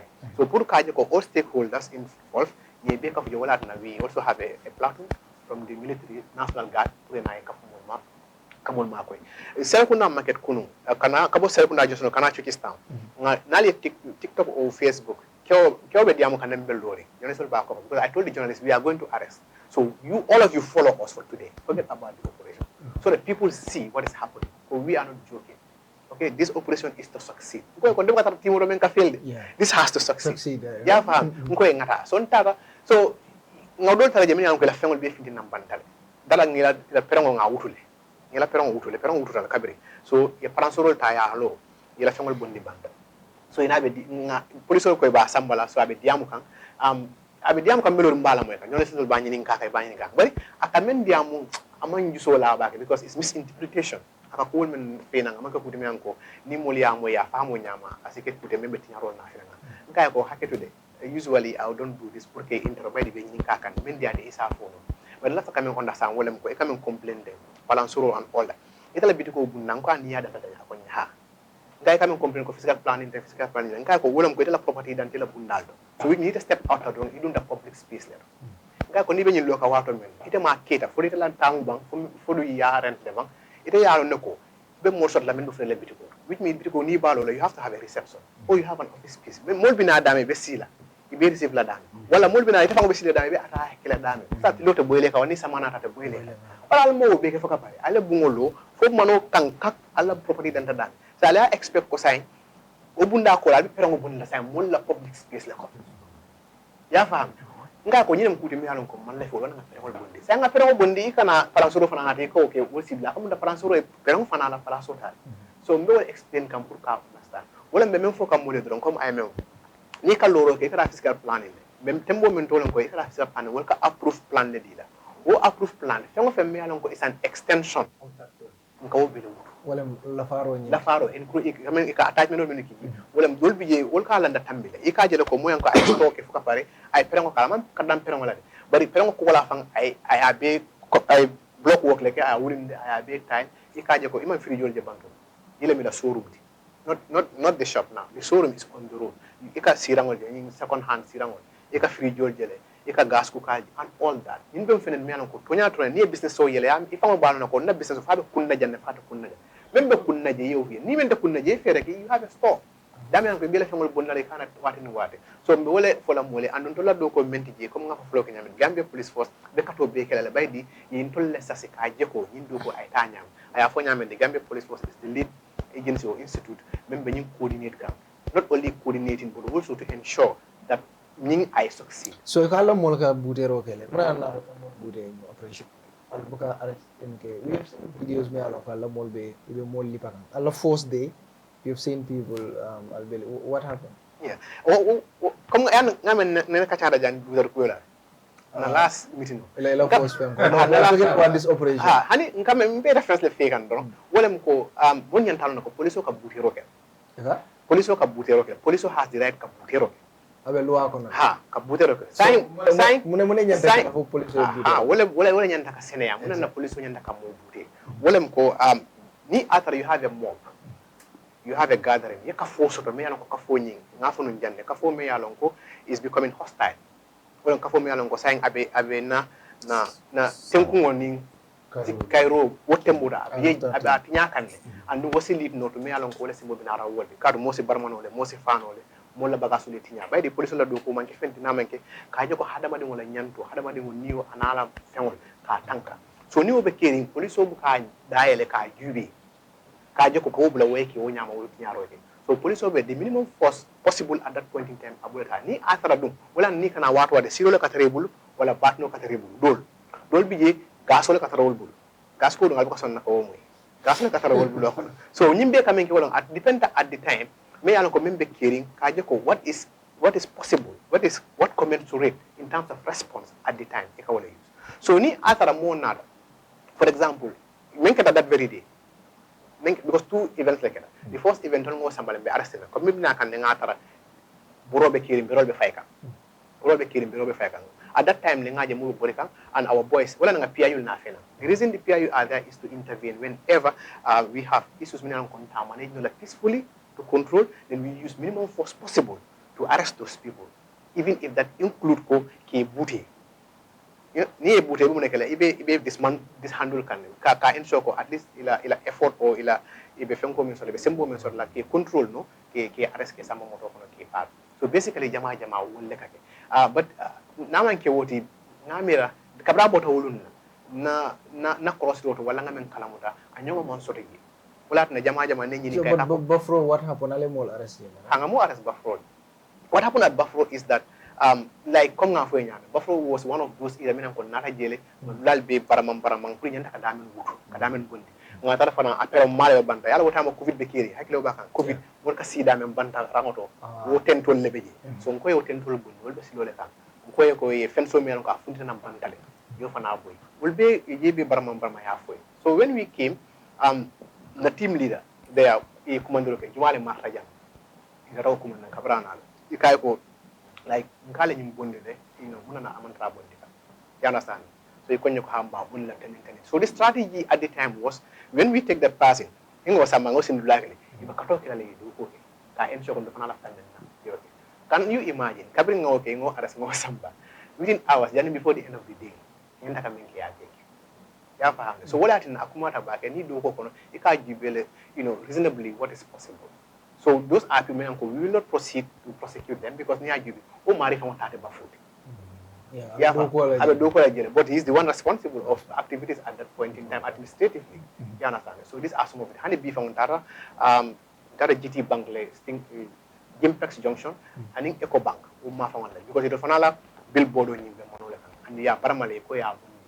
so fra ji fanka ko ne mamu ne maji fere ka ko ne mamu ne maji fere ko nya han kayo bi nga bidila fere ke ni la muli diam ban kay sama ni nata jang ngata jang bi arrest la ako nyal ben arrest dal ga ko nya sama ten tarda ni dafa mo tarda ben arrest so in essence ang chahan tawo nyama so même mu jeto wolem ka je ko nyimu banku du ko amanke ko kam famo kam amanke ka kam fante kam wala ka kam fa wol kam wolem do nga kacha do nga fa ngaje ko men kanjang pour mbela nyaato tala pour banku la nyaato tale andung a police ba kata la bake ka je ko ila do ko menti ni do ko kono ka en so bari nsafo mole ko loi e men di molda be kato kelal ka je ko wel tamal ni banko so ale arrest yelle ke right now same thing ma hapoti bari bol ba kan kunun damman kunun ko damman over a dozen kunu fam we have similar number so ni so man nga kalmu troke mo bul arrange kan to go to court pour gara case amba court so malong at the end of the day by the end of the day we will get those information whether court ni fang process talebang and what are some of the outcome of those so même bo fana information senna pour kay tan mo la ko tonya nyum operation be sobe yare ne kaje ko min nyanta kake tan han man tar kirinja andum content da baydi aya fo nyame kalindin kanana am fra kanata ni ikadula jori ka tara fanga ito fanga ya wuri fay ya bondi fa wallahi ya wuti fangoy ando wo me mo be ya marla pour y continuer kawke because o kamune ke kufulale a ben tolla doko duno talale ana ben doko trihendilale problème be dame wolum bintata dame ngam sefo fango to folan problème dame wolum nyim pakalti pakay ta fo pakalem bo the junkyard the way they sell this spare parts ha so men kita akamen fo wole ko wolum asike o tumala men nalbe jan damu tala mol man tar sabatri jam bare sa jam bunde sabatri jam isansol lem tulol lem newol lem all that especially around Larti Kundala well it's not conducive it's not conducive for an environment ko molbe di ningol bi and all that so nyim kutum ko ngani damu da andon askeno be mol tala tri dan tan so bi nga jamal le bonne bara sama be kala arrestin de sama nga mo tara jemba arrest na asam anga mo arrest we are going to court all right ngata Mr. Sanyang KMC be min moy kanyi operation to wala min ndiko atolle ka bitikol di mol la nyin dulaldo ba fokanne ko nyi mudulale timi alon ko loi man son pour molier la bitikol kiji bari jamal bi jele nyi operation o ni la moy kamin wala min ndiko KMC le jandina andun ka jole hani kunun ko fam bata jorol la so munati nalbe place ol di la mol la dulal timi alon ko imanyana taraji okay na jibe dal be ko do mo wato be do ngama this operation jani medium about KMC let me first compliment the government. Okay. Definitely, I think this is the most coordinated operation that I've ever witnessed. Because of the coordination, Niajibe stakeholders, they are all involved. NRA, physical planning, Gambia Police Force, all the councils. So if you look at the composition, definitely it's one of the most successful operations. So maybe I think people misinterpret democracy. But this operation is clearly spelled it out. Democracy is the government of the people, by the people, for the people. People choose the government, took part in the government, and the government work in the interest of those people. This operation, I think we are working for the interest of the people. Because Niajibe, Gambia to a level like a failed state. People come and erect chaos, illegal structures, whatever they feel like they do it. So we have to compliment, we have to thank the IGP for coming up with this initiative. The police are the custodian of the law. Look, we are not politicians. All the politicians are monbe banko nyini. Mobuga for niwi nebe banko malala. Ekamle dua, puruka banko doku. So banko doku wajiboli. The police are the custodian of the law. This is a very good step. Police all gentlemen, these are long overdue. New operation of Sifa Janakata. We are not politicians. Banko la president left the Molga Molbai because they are politicians. KMC le mayor Malafruga Molbai, well, they are politicians. But we are operatives. Niajibe, this is non-political. We are all operating independently. It was initiated by the IGP. All the stakeholders are involved. Manneh from Baten, Dulamba Jaila, Njanjolam, and also Sissaho. Yeah, definitely Niajibe, all the stakeholders are taking their stand. So collectively, we are in it. Yes. So Masakunda Mbe Tendula, Major, because we are local government. They are complementing our effort. Okay. Illegal structures, but now at least everything is going smoothly. But so, you can't only deal. Yes. Okay, Mr. Manneh Afanu Jane, government will due process follow. Physical planning, even if they are giving you clearance, it's temporal, it could be rescinded. Well, every year, you are subject to renew. Every year. More near clearance dealer. That is the end. That is the end. Council also, there are procedures that you follow. You write to the CEO, out of 100, only 5% will follow the due process. The process to acquire those clearances is you write to the CEO for like you want to erect a chaos at a particular location. The CEO will immediately it back to the Director of Planning and Development. That Manneh Modo for feasibility study, because before you issue any clearance, that's part of the procedure. You have to go and do the feasibility study. Whether the location is in a good location, 1, erosion, 2, obstruction for the pedestrians. So imagine sometimes clearance have been issued without proper consultation. Feasibility study, as a technician, whether for a Silomal bank, for the Silomal. 2 is only in the Gambia. Without building clearance. It's even a news to them. I'm telling you, they don't even follow the process to have a building clearance. Any building that you have to go ahead with, you must have clearance from the physical planning. Yeah, Mr. Sanyang. Yes. Gaji ko kamem fo. Ha. Wala mo nyindi ko iko. Talibo nyawna. Okay, Iko structural min be slol balaje. Ni tel bitala da atala ibuka CJ kense kata KMC le. E ka kodo ta jele. Ya joje. KMC ha. Ya on sa. Sai aka nyinin garo kemenna. Wo mu sabati ta bang faman sabati. Okay, ite ko misinterpret le. Even issue clearance ibo ko dijo. Yaje gamelo ka mol misinterpret le. Bara wala be foka. Ha o mu na kumo, that is the opinion. No, bara ile ka namo. Ilamo. These are two different things. Namo is operational. No, I know it's different. People are for the, allow me the line. Talibo la question is important. Na tara be operate kan dulato mi alon ko loi man song yetaraje. Fo inyanta still na inyanta tala namo jola KMC le. KMC fana ye jibe yetaraje. Anu ya lone ko jema illegal. Yes, okay. Okay. 90% of these people don't have any clearance from the council. 1. 2, these are operational. 90% of the people with all these encroachments, illegal structures, and all these things. 90% of them don't even have document. 1. Any clearance, legal document from the council. 1. 2, operational, people have to understand.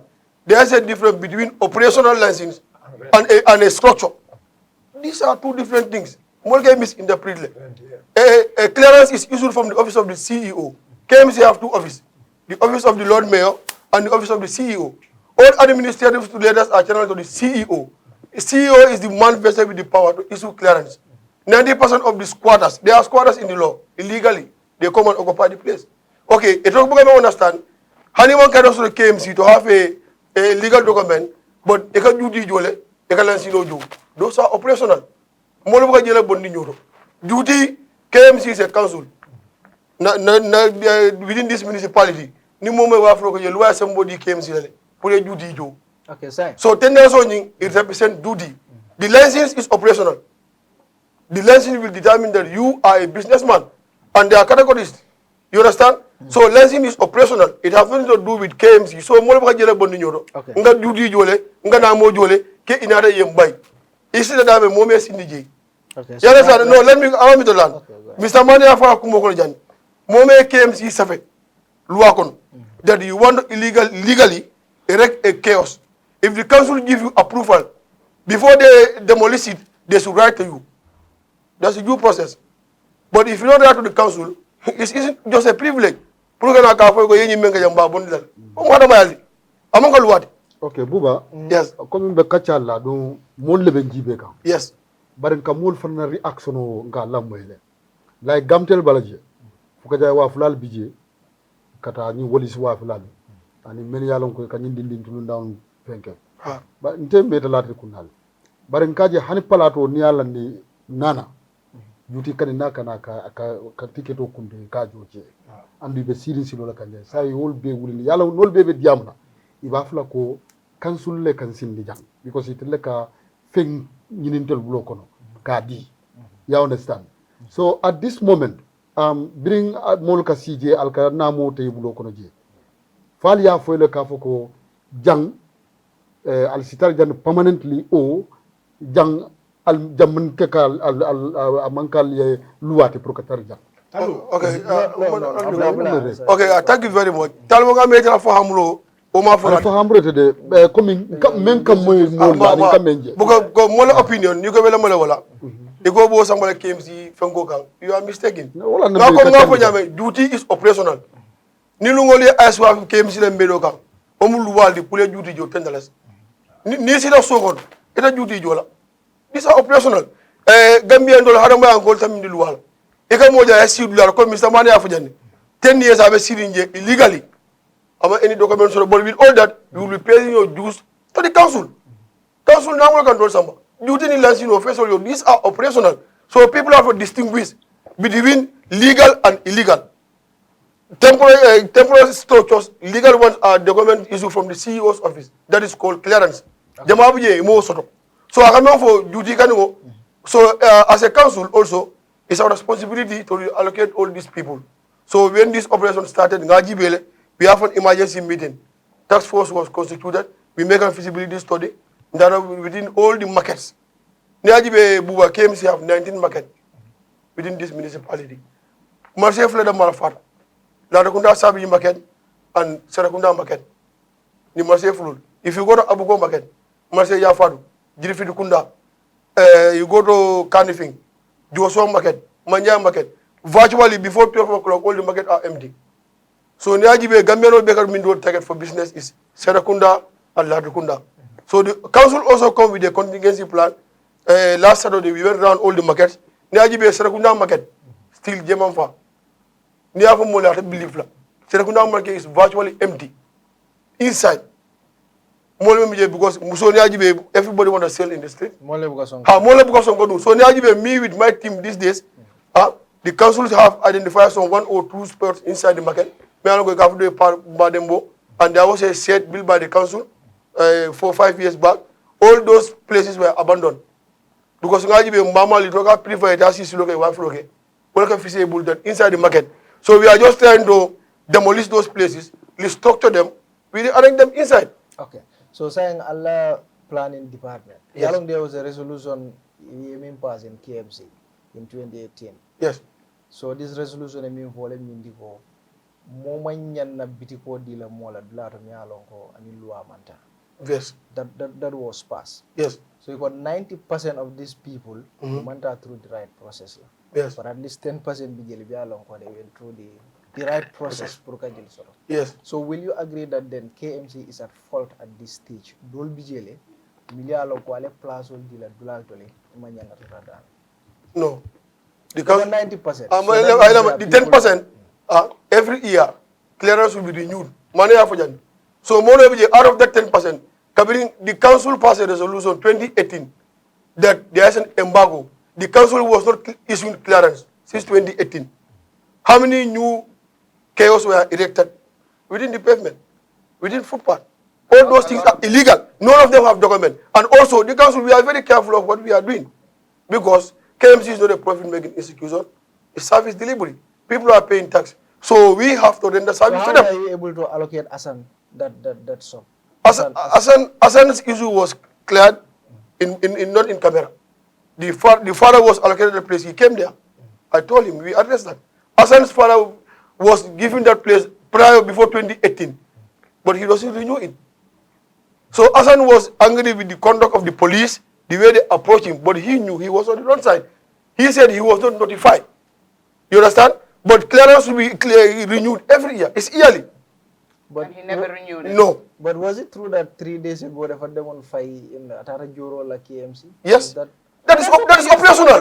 Buba, I think you as a journalist have to distinguish the operational license. No, listen. I understand what you're saying. Yes. If Natara itaka minfo wale mindiko ma renew, Natara walam. Yes. Maybe he's at fault. Yes. So asane minfo wale mindiko ambota joro like KMC 3 days ago. So what people will say, what people will say is KMC be kodota kan nyilbulle anu ye sindi dulalle to milalonko. Okay,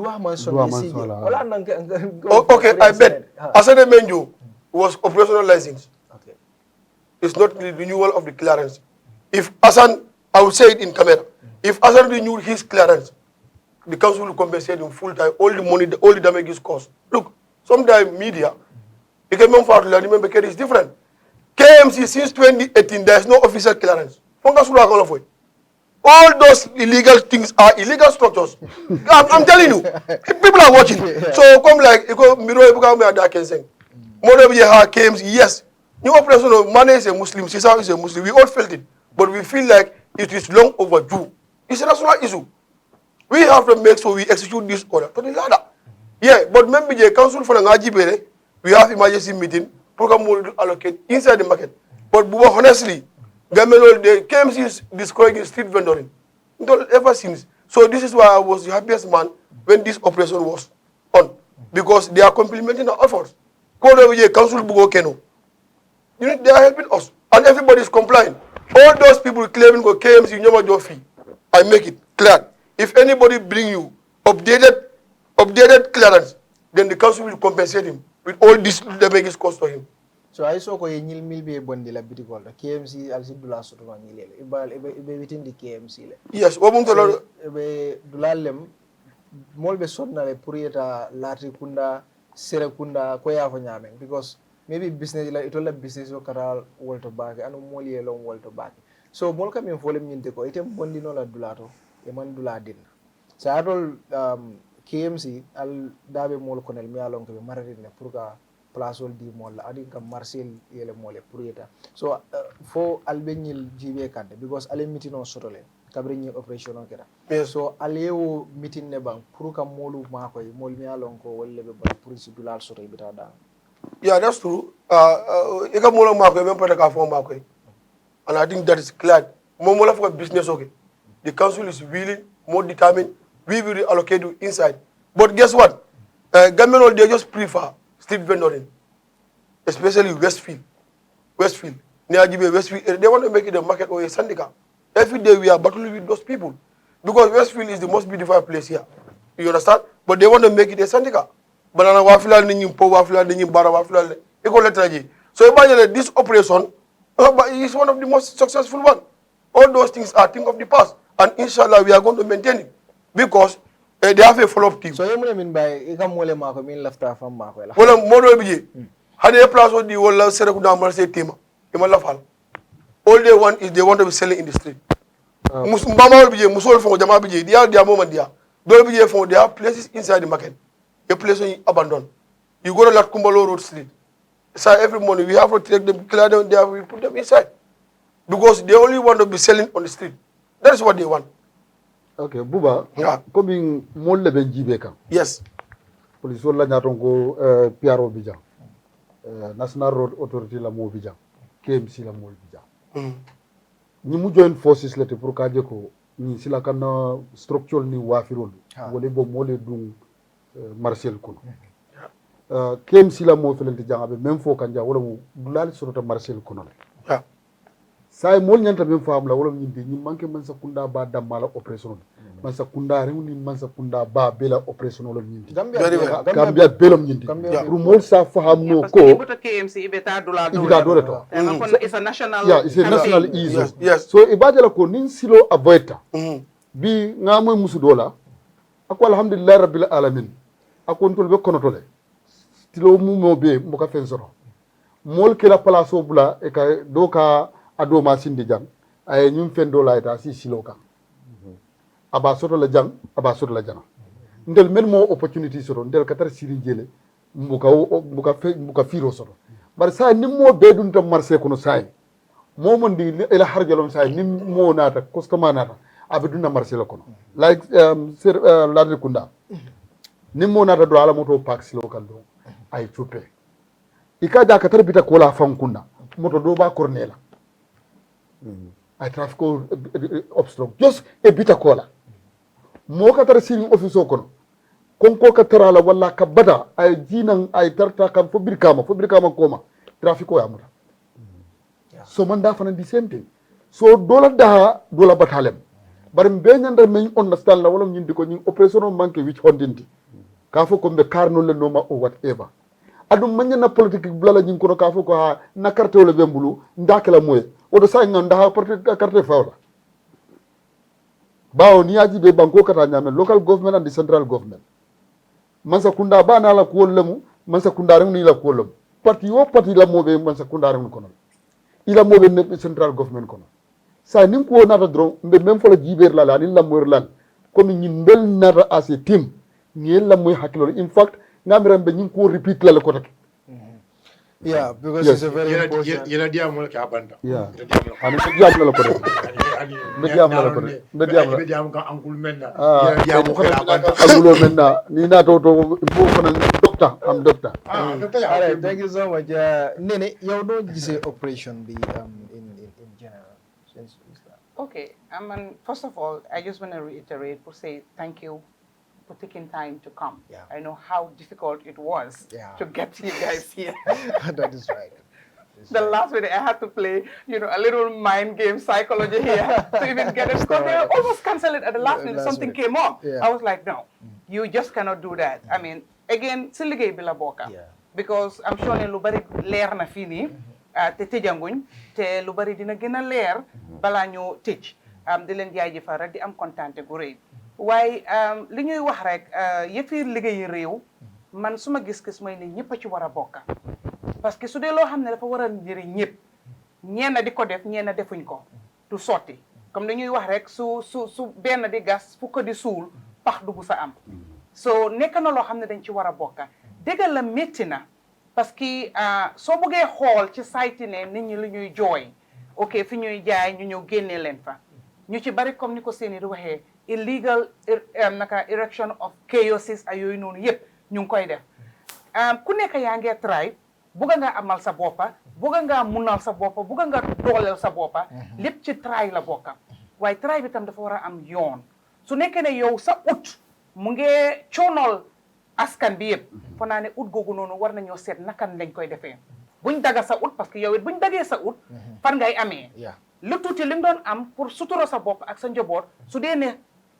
jël nañ loolu noonu den problème am na te du nekk benn yoon so moo tax ma ne affaire bi ñëpp ñoo ko war a bokka I'm happy that this operation is going on because to be honest, our country, I wouldn't say our municipality, our country is in a state of mess and very, very disorganized.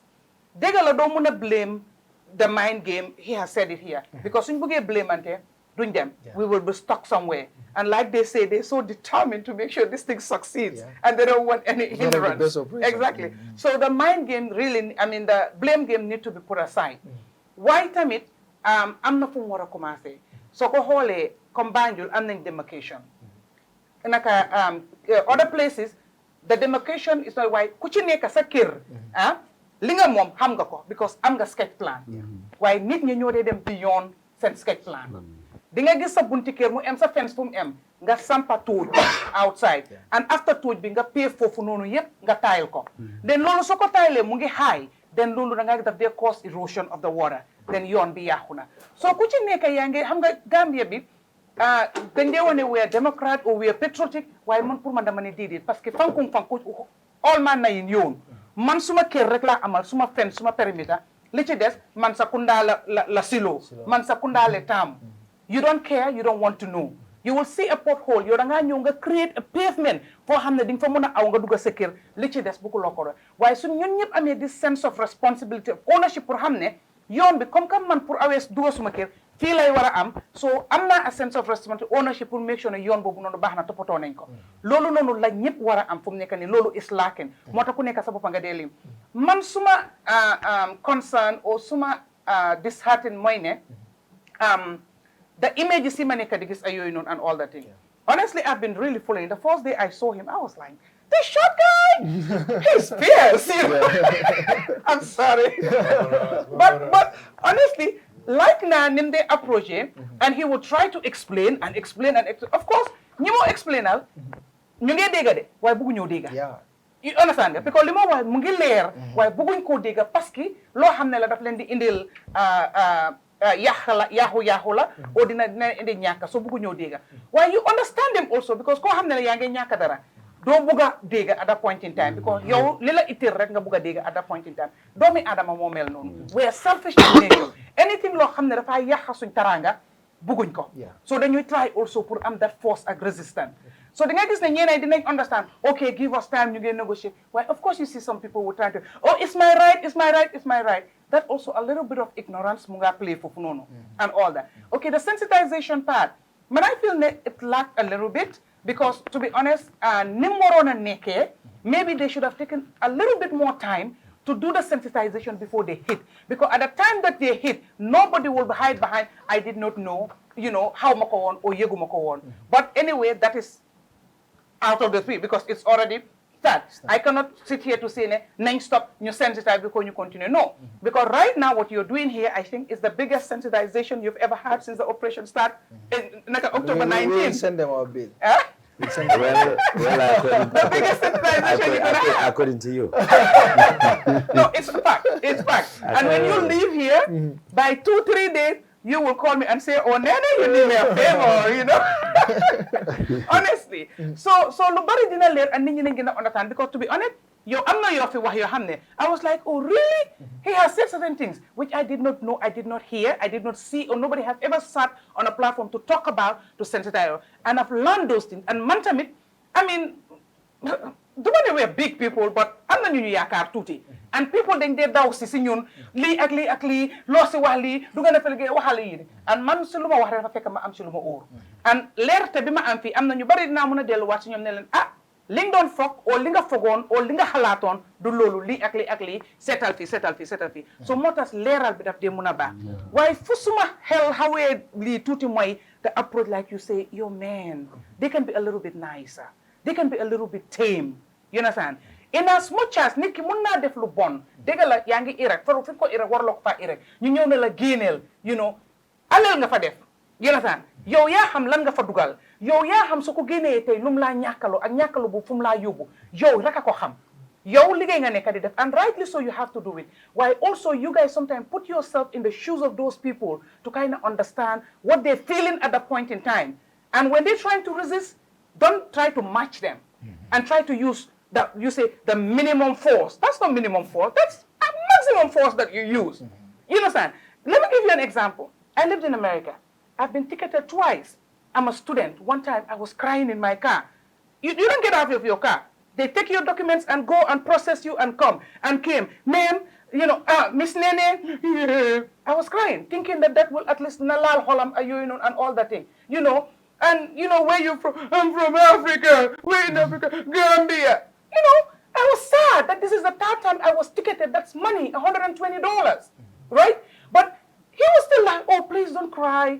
Oh, you're going to school. You're going to have a bad day. Don't cry. It's okay. You know, I mean, he was talking to me. Afterwards, I was like, but Lolo stopped. He gave me the ticket. I had to go to court, right?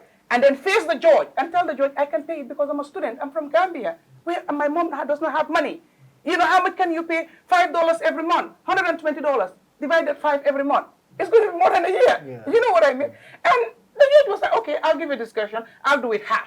But police, I'm not the mandate for the floor. No. Why? What I'm trying to say here, in as much as ticket number, why he was still nice to me. And he was still trying to console me while I was crying. But after all, he did his job. He gave me that ticket. So, million behavior at him sometime, right? Honestly, you can avoid it. Honestly, it's unwarranted. Honestly, it's uncalled for. And sometimes I feel it's an abuse of people's fundamental right. You can arrest me. I violated the law. The law has to be applied. But the way you're going to apply the law on me, when I feel that sometimes you go out of bounds to do that. Sometimes you tell people, okay, let's go. Because they argue with, no, why should I do this? Why should blah, blah, blah, blah. Okay, now we're taking you. And what necessitates you taking me? Okay, you're taking me. Let's go. You have somebody pushing you at the back. Don't push me. Don't touch me. No, we'll push you. We have a right if you don't go. Before you know it, they grab you. Why? It's unnecessary. I mean, honestly, not because you're sitting here, I'm going to tell it like it is, God. I would have told you on the face if you had done anything that I feel wasn't nice. You were always pleasant to the people. And when you're done with your job, you allow them to do their job. But you're you're patient. You explain and explain and explain. Sometimes I was like, what language can they understand? You've said the same thing 3-4 times. They're still asking you the same thing. But you know what? It's the job. Because King and the dealer, who merla right now. Parce que mungi nara nyaka, mungi nara yahule. Fum neka ni degut gisut. Why yensen ligay different ngen tay ngen dal. That force, I think it's unwarranted. Sometimes, in as much as luñ muna def, this bootero is coming for. The police can beat. I don't think you should beat anybody. You can do the job without beating people. You can do the job without manhandling people. I am so against that part of the job. But after all, I want everything to be clear. I want it to be clear. This sand, this road, this parked cars everywhere. The car is not good. Throw it away. Yeah. You know, the car is not working. Put it inside your house. But your entire house is free, but you park the car outside. So when cars are parking... Madam Kenya, general public for advice their approach to the police. I just want to react to just few of what he has. Yeah, sure, you react later. Nah, yala be nyin cancel kan de police. Police ni lu atinyala. Police over time so. Very good. Yeah, so more for cancel. You know you can dictate what to say. Okay. You know you can do that. We are just But from where I started, I think I have said that. You understand? So at the end of the day, Colin Singh. Colin Singh. You see what you're doing. You see what you're doing. So honestly, you know, the work can work smoothly without, because ginga askan bi suñ supporté li ngeen di def ni nga ko waxee fi two things dafa yombal seen liggéey bi dafa gaaw understand nga waaye soo leen amee this resistance liggéey bi dafa yéex di ngeen jël more time di ngeen use more resources di ngeen always bring reinforcement, and that reinforcement could have been somewhere else doing something else. So moo tax ma ne those things you can avert it. You can avoid it. For having the necessary wood, don't even create the situation for those things to happen there. It has to be everybody's hands on this. The country has to be clean. And the only way it can clean is this. But also, we are cleaning, and other people are also creating. It will never end. This maslaha thing, the first one failed because it was maslaha. Even though you have evidences on tape to show them what they were alleging you did not do, but it still stopped. Right? From who, from where? It's a non-starter. We didn't even go back there. But at least we know that was something that was responsible. And it should be avoided this time. It doesn't matter who. Once you are obstructing, you have to be out. I saw Bakary and I would have asked the same question, because he was claiming that what you guys wanted to remove, you should not have removed. You know, and asking the question, what yardstick are you taking? Because if you leave this and remove this, then what's the yardstick? And somebody saying, "Nka polo le jube." But what polo nata je kabente naka compound keje. You understand? So if anything is the pole that is encouraging, not my house. You know what I mean? So those things should be really looked at, and there should be consistency as well. Because what you use for you, and you want to use something different, I have a problem with that.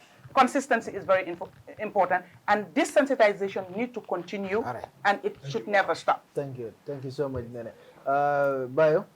Thank you, Madam Kenya. Can you guys stop calling me Madam Kenya? Firstly, may I just say a few words before I forget? Please go ahead. Please go ahead. I appreciate the counseling. Kale budero bula. No, no, listen, you have to understand. We have what we call POM, public order management. You understand? And there are procedures to that. Butero only come in place when there is need for that. When the Butero was coming was when the boys came out and said, we are not going to do our work, because they felt what we are doing is wrong. And they came with stuff. How many of them? He was there. A bunch of them. They would have just arrested them. How can you arrest them when they have stones? They have stones and they are stoning at us. They were encouraged by you at the court. So they came. They said the man wouldn't be arrested. You understand? You saw the video on okay, well, it's the white man. Yes, and all that stuff. So we don't just want to go into that much. But what I'm trying to say is we use it when it is necessary. This is why we are trying as much as possible to ensure whatever we are doing is by the law. Yes, I know when it comes to the police, she has her experiences. I can understand that. No, I can understand that. Direction, you will be wrong. No. Be honest, you will be wrong. Listen. I listen when you are talking. No, wait. But then what you said, I completely disagree. I completely disagree. It has nothing to do with my experience. You understand? But the continuation of that, I think, is wrong. It doesn't matter whether it's me or everybody else. I am saying they should not be. That's what I'm saying. The use of maximum force when it's unnecessary, I am saying it should not be. It's wrong. Okay. I think my words were very clear. I spoke English and work. It's very clear. So please don't twist my word. Don't get it twisted. No, what I'm saying is he has problem understanding English, but you are very fluent in English. Yes. Correct? Yes, I think I would be in a correct position to analyze. Okay. Analyze based on my understanding, because we were here the last time and she told me of her experience with the police and all that. I have to put that into consideration as far as she's speaking to us as police, what we do. And I know you can't separate the two. I can't, at least I can't separate the two, because she's making her analysis, feeling the feeling of those people, empathizing with them, that they need not to be in such situation, regardless of what happened, because she has gone through some of those. That's what it's telling me, and that's how I'm analyzing it here. So I'm correct to say, yes, your experience is there, I understand that. What I'm trying to say is, apart from that event, I have not seen anywhere where the police has used what you are claiming to be maximum force or whatever. What we would do is, these people are asked to move from that place. Okay? We came on a follow-up, and we still find them doing the same thing. And we said, now you are going to go. And you say you are not going to go, we are going to arrest you. Because that's what we said we are going to do. So we are going to do everything necessary to ensure we arrest that person. So we have to understand the circumstances. The circumstances of situations will determine the reaction of the police officer at the time to better handle the situation. This is not like one broom sweep across and all that. I have interactions with people, and sometimes I'll find my officers dealing with them, and I'll tell them, okay, wait, you go, I'll talk to the person. I am X, Y, and Z, and what is the problem? They will tell me this is what happened, and I said, okay, it's all right. The issue is this what is happening. So just make sure you remove your this, and that's it. I leave. So what we are trying to get at is we will do as much as possible to ensure we go by the law, to also ensure that we don't abuse those powers, like you said. And in as much as we are doing that, it is also important for everybody in this country to understand that, like you said, nobody is against or above the law. Nobody. And we've demonstrated that from the beginning, that we've passed through what people consider powerful people in position in government. You've passed through the step-stop or stop-step pharmacy. We passed through KMC themselves. We asked them to remove their billboard that is on the road. Their Bahamas and all that are on the road. Let's remove it. We asked them to remove that. We went to Red Cross where they park their ambulance and all that. It's on the road. Let them remove all those tiles and everything. You understand? We went to where? We went to Majum, president's cause. Is it causing a uncle? Jaga.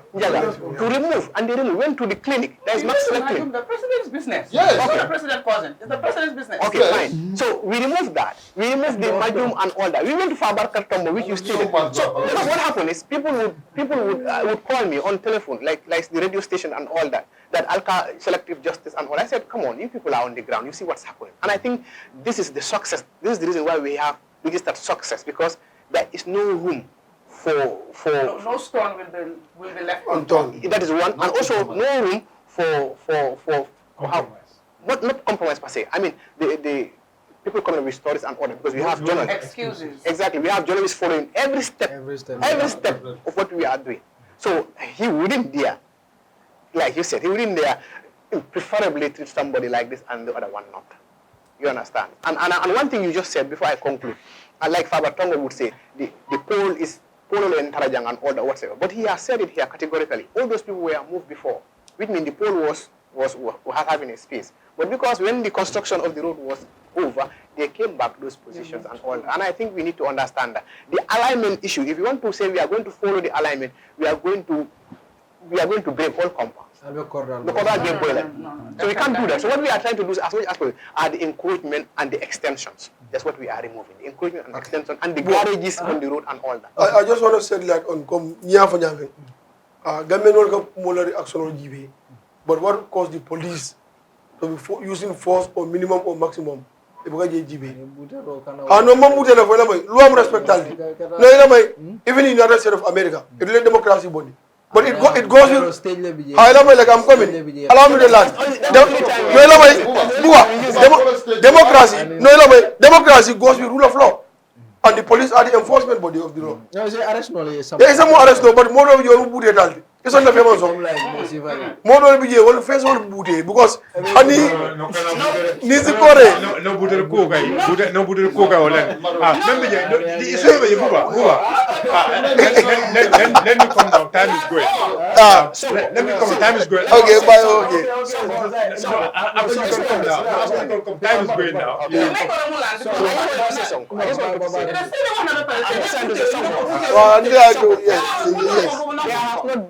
There has not been any point in time where, of recent, we see police officers at individual level just beating anybody. The only time police officers will use the baton is controlling the crowd.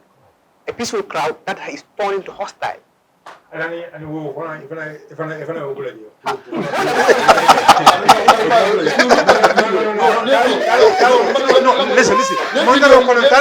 Talbo. No, forget about it. I'm not talking about Talbo, I'm not talking about this operation. But police brutality, we are not only talking about this operation.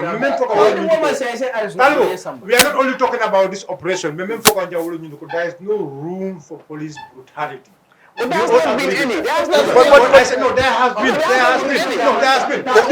During Mohamed Sabali's case, I don't want to go that.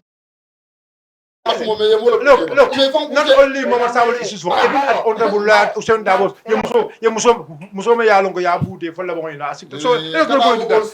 Let us not go into that. Talbo, let us not go into that. Let's continue. Okay, so anyway, about operation only. About Talbo, let's talk about the operation now. I'm thanking everyone. You know, I mean, so police and everybody have attest to that go and I'll be steps so and they have observed it. You understand? And they, I mean, police I always say it. But remember, people need to understand one thing here.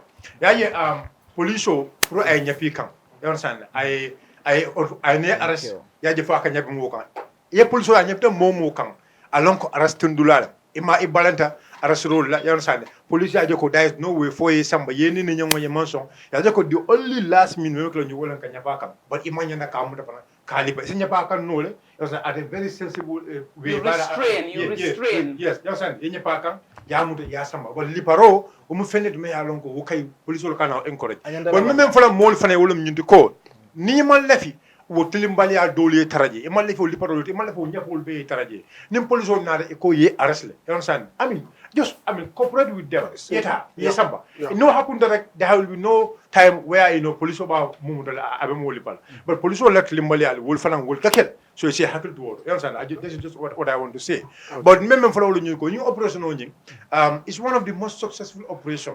It had any media house though. It had any Facebook platform. Everybody is uploading it. More because of why the way of approach. So we need to understand here one thing. Approach in anything is very important. So remember with the leadership of Manneh in front of them, because not anywhere, no. At that moment, it talks to them. Because Kachala, you talk to people, you dialogue with people. When the moment you dialogue with people, we have sense. And they will all understand. Ini diam ini kacha. Ni diam to moye meya lonko. Amalef ka faham roke ak hakan. Ye lual be fa amalef ko lua fa am sai. Sai sembel le bon men tout de fanam bulsa ebo symbol useless sai. And this is what exactly these people are doing. And Gambians need to understand. The last law, which is the last option. You have to enforce.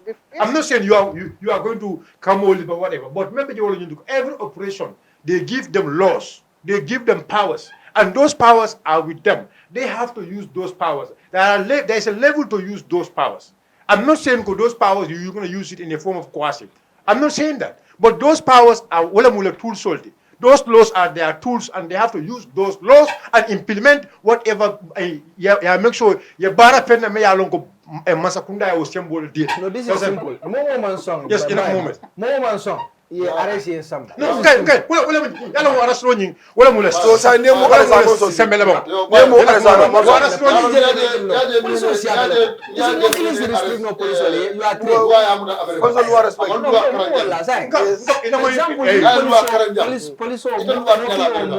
police jamal biji ni manson kara se mutanole ngole foye but yalom arrest lo me kake e be arrest lo men ke kam that was no but me I disagree because look listen the Gambia police force and the Gambia armed force are one of the most professional trained personnel. They are professionals. Disagree with what? Listen, someday you have to use force. Minimum or maximum. No matter what. Let me tell you. Even in America, it's an offense to point the police officer. Sainey. Am I right? Let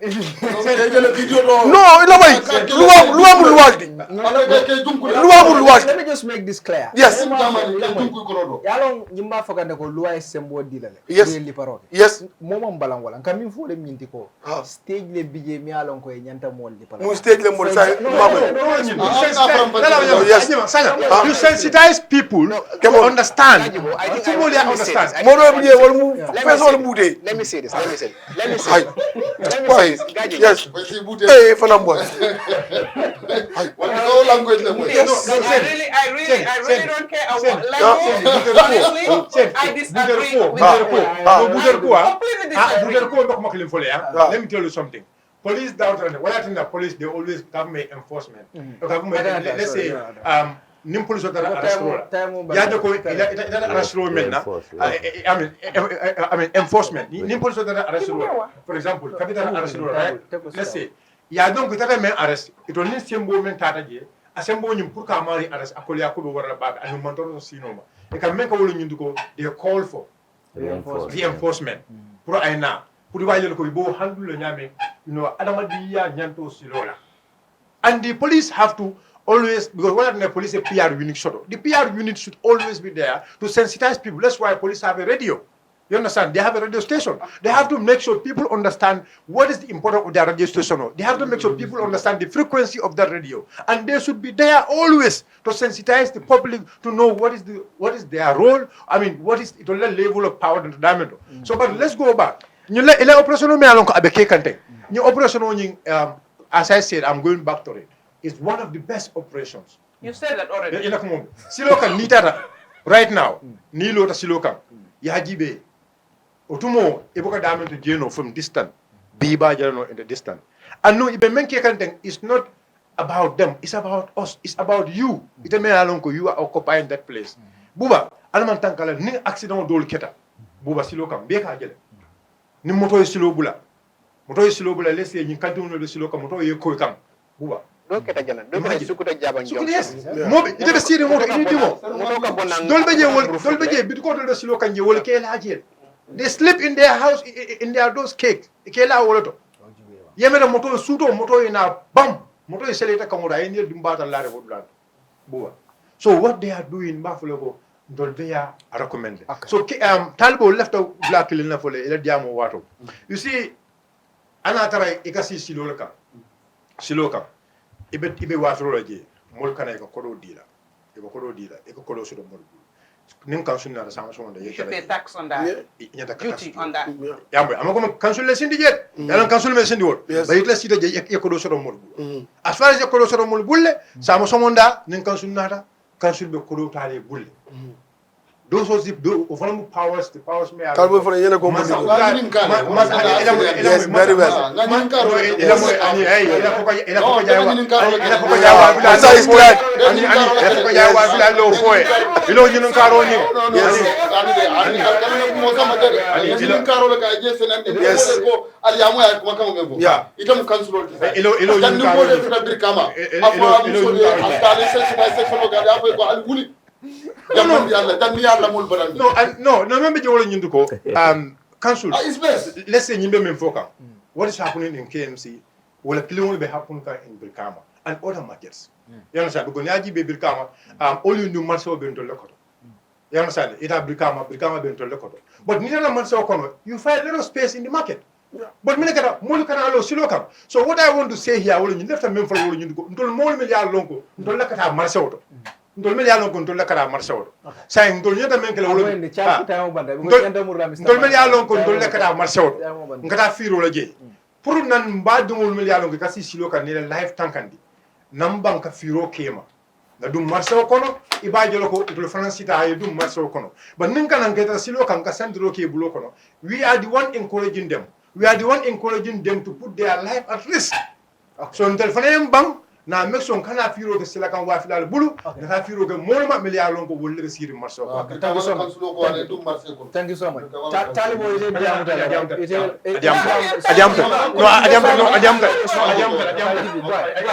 okay sa ndebe men fono la do membe ke kan obe ke kan andu jambe da korta wala do membe ke kan wala mto nyaata ndebe ten to dila Mr. Manneh because action man hani mi manke ni operation ni silo la problème mo fay dron immediately aka wuli darde bunda sabi dinka babije kabo ka isa zero kana marsi na fay dron awuli basé the same thing na fay dron awuli so bank do ko ni be même fula mo le dron wala min diko ni kere fa jang mo mun be man sa kunda do ko lan to leke jo na jang si jang même be ko ya ko mo le jang yes in sira ni kanja ni kanja just like he has done honestly just like he has done Manneh be do ko men nabi ani ni be do ko men na ime fo wara ya de ko be menke kan to nyale amanke fanyati ni lu wala bi da kan yola ina da ya senendi mo la den sat do mara muy tati te be minister of health e ko tina jam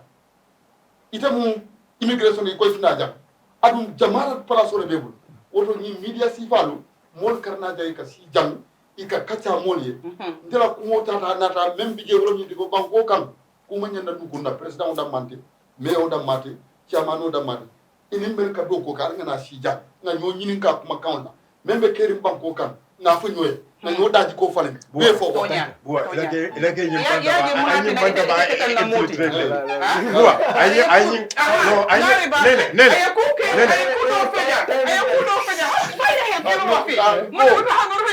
America parce que man du bari follow wa fini mo do def America ma ya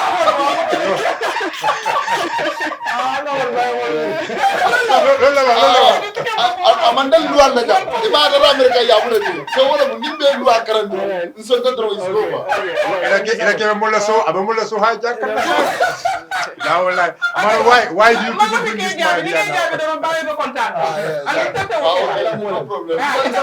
now Tamo bandale so ye gael bela moyle if you want to respond but karabage alla operation obe tembe da jumal do anin gambian be mun expect la final tenembita well being ngana team divide le nim futata dulato mi alon ka do ko koleata ndata for Cow Johnson be couldn't stop the Cow Johnson ne but sometimes I had to reverse back because of nka information on minsoto ne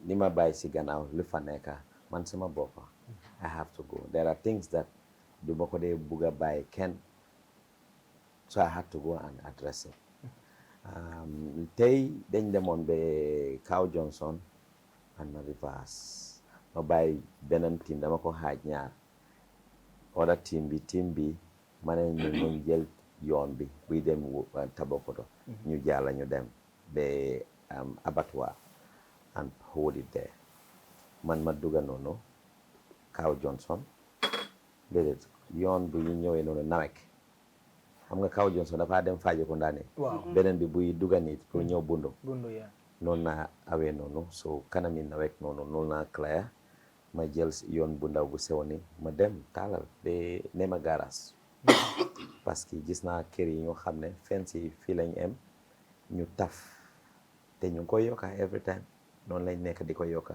so fu mu nekk noonu foofu noonu booy awee noonu ñaari oto sax duñ dee mën a use yoon bi at the same time milika fengo ñu dee jaay foofu mata boori school bi thangoor ngebe Clara bi I cried them you know when she was calling I was busy at the Parker and I cleared the Parker today Parker mimbe je atake no definitely uje kay lota kodra bundal I told them kodo diata nyawanya Parker te keno la kodra kono because alla family la bija Parker the kind of ikabagasol mi wife those are industrial and this country Kongafo we have beautiful laws we had demarcated a place being referred as an industrial area because whole industrial area government should not even allocate for residential is only for that purpose so momo yalanko workshop wala bebul min ni molta kunna nyanta kata wota nita je handle la no yeta kankan kenso nyili mota damento but where is this place that is allocated for industrial that is all just Joshua the other side of Canifing industrial area. You see Jimpex, opposite Jimpex, the other side. Yes, going to the other factories, cement factories and all behind. That is industrial. It is not for residential. So, no will be caring. Ni nata pakato, moto filter majang. Ni 2 hours way down. Ekatra ya be kontong. Yes. Yeah, waf. Saya had more kendo leka control. Yes, they scrap it. And ngamosi falso where it takes them only not more than 2 hours, they're done with the car. They know the joints. Ibabe control pare. So say lati konda koma je ikafundamento park fu Senegalais neka monfa fu nyagi neka monfa nyagi most of the time you see kaw yon bi lañ occupy. And those people, they will keep putting machine, dead engines. And oil split everywhere. The pavement on the footpath. Camera, you will see. Your camera. You're talking about cars for movement. I'm not looking at that. I'm looking at their health aspect. Now, when there, I nearly quiet because we got the information that fofunon, nifadeka. I mean, it's a problem because most of those people, like I said, these are hideouts for criminals, and they operate outside. You denke send bagasi fofu. Luinsacha you denka fofu. So what are we encouraging now? So I've been going house to house, motor. Some of them tea. Dina door tere manako am problem. I buy my jekali. No, do jekali. Don't na jekali. Nine them besua. You know. So I was going. I was talking to people. My tao. Majis ni gena abandon their whole house. Everybody jigeni akale nyo tao di nyo tacho. No, alhamdulillah, we never thought this would be done. So what we are saying, like, that is our motto. We are not following highways alone. We are going kwenye sewi, kwenye yatu, buying Bitcoin. And as much as is for public easement, we will go there. And then you... Wow. Some of them saw us we are coming, and they closed their shops, and they went. But I have a plan for them. All right, I told them, I stood there, and I know some of them will be hearing me. We came here to caution you.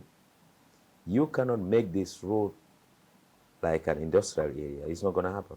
I'm not saying it's not happening. I said it's not going to happen, and it's not going to happen. It will not continue It will not continue. Exactly.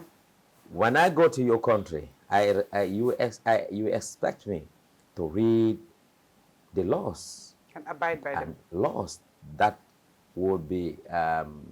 that will monitor my activities, the laws that concerns me.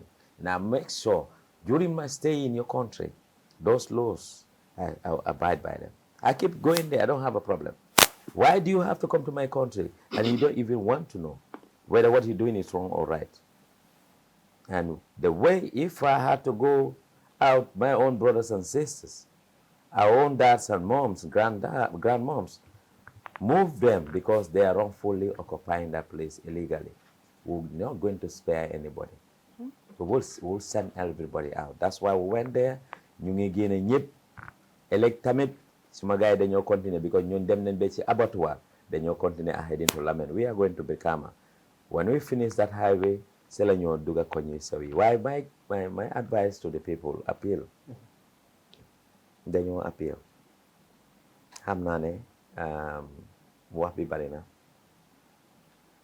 li yàgg na 1 month ago notice legal practitioners are here. When a press release is given, it is serving as a notice. Whoever we need to write officially has an officially written permission. And I have a lot of experience on this road. Borom Kerry, Masinyom Nene, and they will have your own compound, perimeter from M. Chibiti. Ni Masinyom Piaro, Samagoro, Yoboko. You know, they will give outside their perimeter, Nita for chaos. You know they put the chaos attached to your building. You know where they are paying rent? The compound owner. Is that right? No. Somewhere you don't even own, and you are claiming the ownership. Ngay jël xaalis boobu din dundal sa njaboot nañ ragal yàlla. It is not right. Xaalis boobu yëpp nga jëloon seen loxo danga ko war a dellu. Soo ko dellu alaaxira dañ ko dellu. Foofu moo ndu sabu It is not. Loolu moo bari. Aside the market, all this chaos on the road from Cow Johnson, dire compound owners. Yeah. They are paying rent there. And even that is not part of their house. It's not part of their just house. Because it's by their house. Yeah. So you leave them, you know what? They're encouraging us. Wow. Lima don wax fini wa nga dega na leer. Ñi xam ne ñoo am kër yi ci kaw yoon bi. Ci biti noonu. Chaos yi mooy cantine yi ñuy taf noonu ci boori maraaj bi. Ñoom dañoo ñëw ñu dem dugga ci biir kër yi du jël permission. Dama bëgga taf sama business fii nii. Borom kër xam nga luñ dee def. nanga nga ma fay weer bu dee amul problème weer bi bu dee nga ñëw nga ne leen ana sama xaalis ñëpp di jox la ko ba pare ngay jël loolu di dundal sa njaboot loolu xawma suñ ko amee si beneen wording in Arab waaye pour man passé na riba te dañ ko war a ragal nag ñun ñëpp si yàlla lañ jógee despite I'm a Christian you Muslim it doesn't matter we will be judged di xaalis bi ngay jël di dundal sa njaboot dafa war a set so what we are doing ñun moo tax ma ne nañ bàyyi blame ci ñun ñëpp a contribute man maa nekk on the ground I know what's going on jox ma certificate buñ la jox pour nga toog fii borom kër moo ma ko jox soo nañ ko bàyyi fuñ aagut sensitization maa ngi leen nanaa gërëm parce que you making my work easier for me. Thank you. lii is going te xam naa ne seen viewers yi macha allah yàlla muy continuer di yokk help me I know you had to stop me even though then I'll come to you I know what you did waaye jërëjëf and fu ñu xam ne aaguñ foofu noonu waaye lii du kombo rek de ñu ngi ñëw de gars yi base yi seen ruxaay yi nii fo ma dugga foofu noonu fara feñee am nga problème fara feñee selin on the road amatut gars yi ci kaw yoon ñu amatut birikaama yéen te loon ne birikaama jankool la man loo waaye birikaama yéen loon ne de nga date birikaama la nu de 2021 dunta jele and I have cleared everything and now I'm going to clear again. Thank you. Bye mo ben koñ maa ngi ñëw jërëjëf thank you so much. Thank you so much Mr. Manneh nga tentu ka jay bake nga dele soro Bakary ke Manneh ate mu road safety engineer ti andung atelem here of operations ti operation clear the roads nga tele soro no nga of course na acting police PRO fanang Carades P Modou Musa Sissaho farang of course na mo Mr. Sainey Sanyang nga tinduka je baki atilam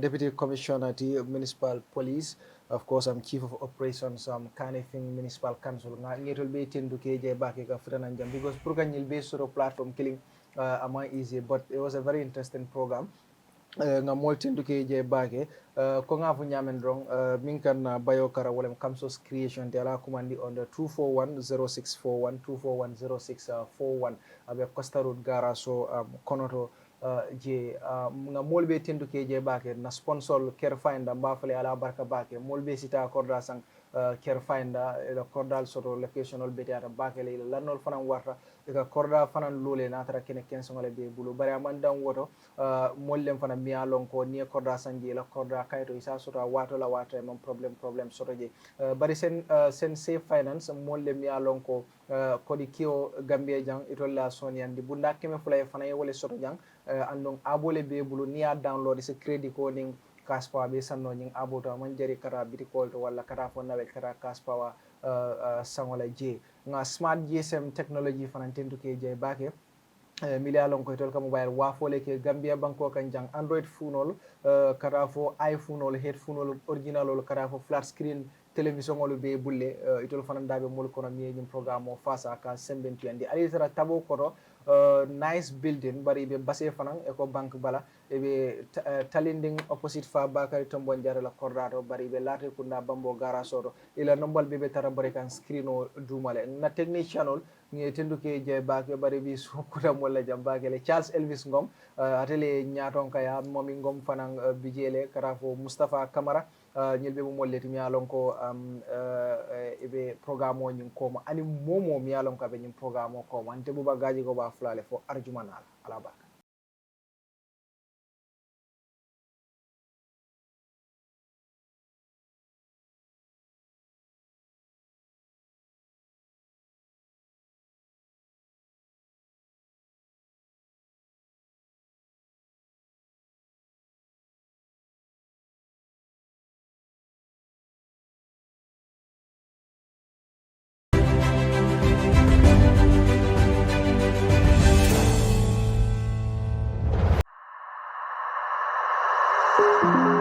Are you tired of your outdated mobile phone?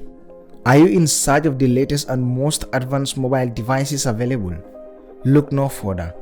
Welcome to Smart GSM Technology, your ultimate destination for all your mobile phone needs. At Smart GSM Technology, we take pride in offering the widest array of cutting-edge mobile phones on the market today. Whether you are an Android enthusiast or an Apple aficionado, we have the perfect device for you. Our dedicated team of experts is here to assist you in finding the ideal device that fits your lifestyle and budget. Whether you are seeking a sleek and powerful flagship phone from leading brands like Samsung, Apple, Huawei, the latest Tecno and Itel phones, or something simpler like original Android and iPhone chargers, power banks, flat screen TVs ranging from 32 to 55 inches, and various electronics materials, we have got you covered. Looking for a budget-friendly option without sacrificing quality? We offer a wide range of affordable smartphones that still deliver outstanding performance. Are you one of those who crave innovation? Our selection includes the latest foldable phones with their futuristic designs and versatile capabilities. But it's not just about mobile phones themselves. At Smart GSM Technology, we understand the importance of accessories in enhancing your mobile experience. From stylish cases and screen protectors to wireless chargers and Bluetooth headphones, we have everything for you under one roof. And let's not forget about our exceptional customer service. Our friendly staff is always ready to assist you with any question or technical issues you may encounter. With Smart GSM Technology, you can own your dream mobile phone without breaking the bank. So why wait? Visit Smart GSM Technology today and unlock a world of possibilities with our incredible range of mobile phones. We also offer mobile phone repairs. You can find us at our main branch at Tabokoro Nice Building, as well as locations in Talending, opposite Bakary Tombonjara's compound, Latrikunda at the Bamboo Garage, and Basse beside the EcoBank. For more information, feel free to contact us at 7466-360 or 75-333-68. Smart GSM Technology, where your mobile experience begins. CareFinder is a real estate company that focuses on property development within the Gambia. We pride ourselves with providing not just quality and durable houses, but also state-of-the-art designs tailored to our clients' tastes and expectations. Our unique experience and expertise is second to none in the industry. We are currently building and selling 3-bedroom bungalows at Sukuta Traffic Lights and Jabang. We're also building and selling 3-bedroom story buildings at Sukuta Paradise. Other sites are also in the pipeline. With CareFinder, payment options are available. With just 40% deposit, you can get your house started. For more information, contact us on 329-5188, 727-0049, 709-8418. You can also check us out on Facebook and Instagram at CareFinder. With CareFinder, you are assured of a secure investment.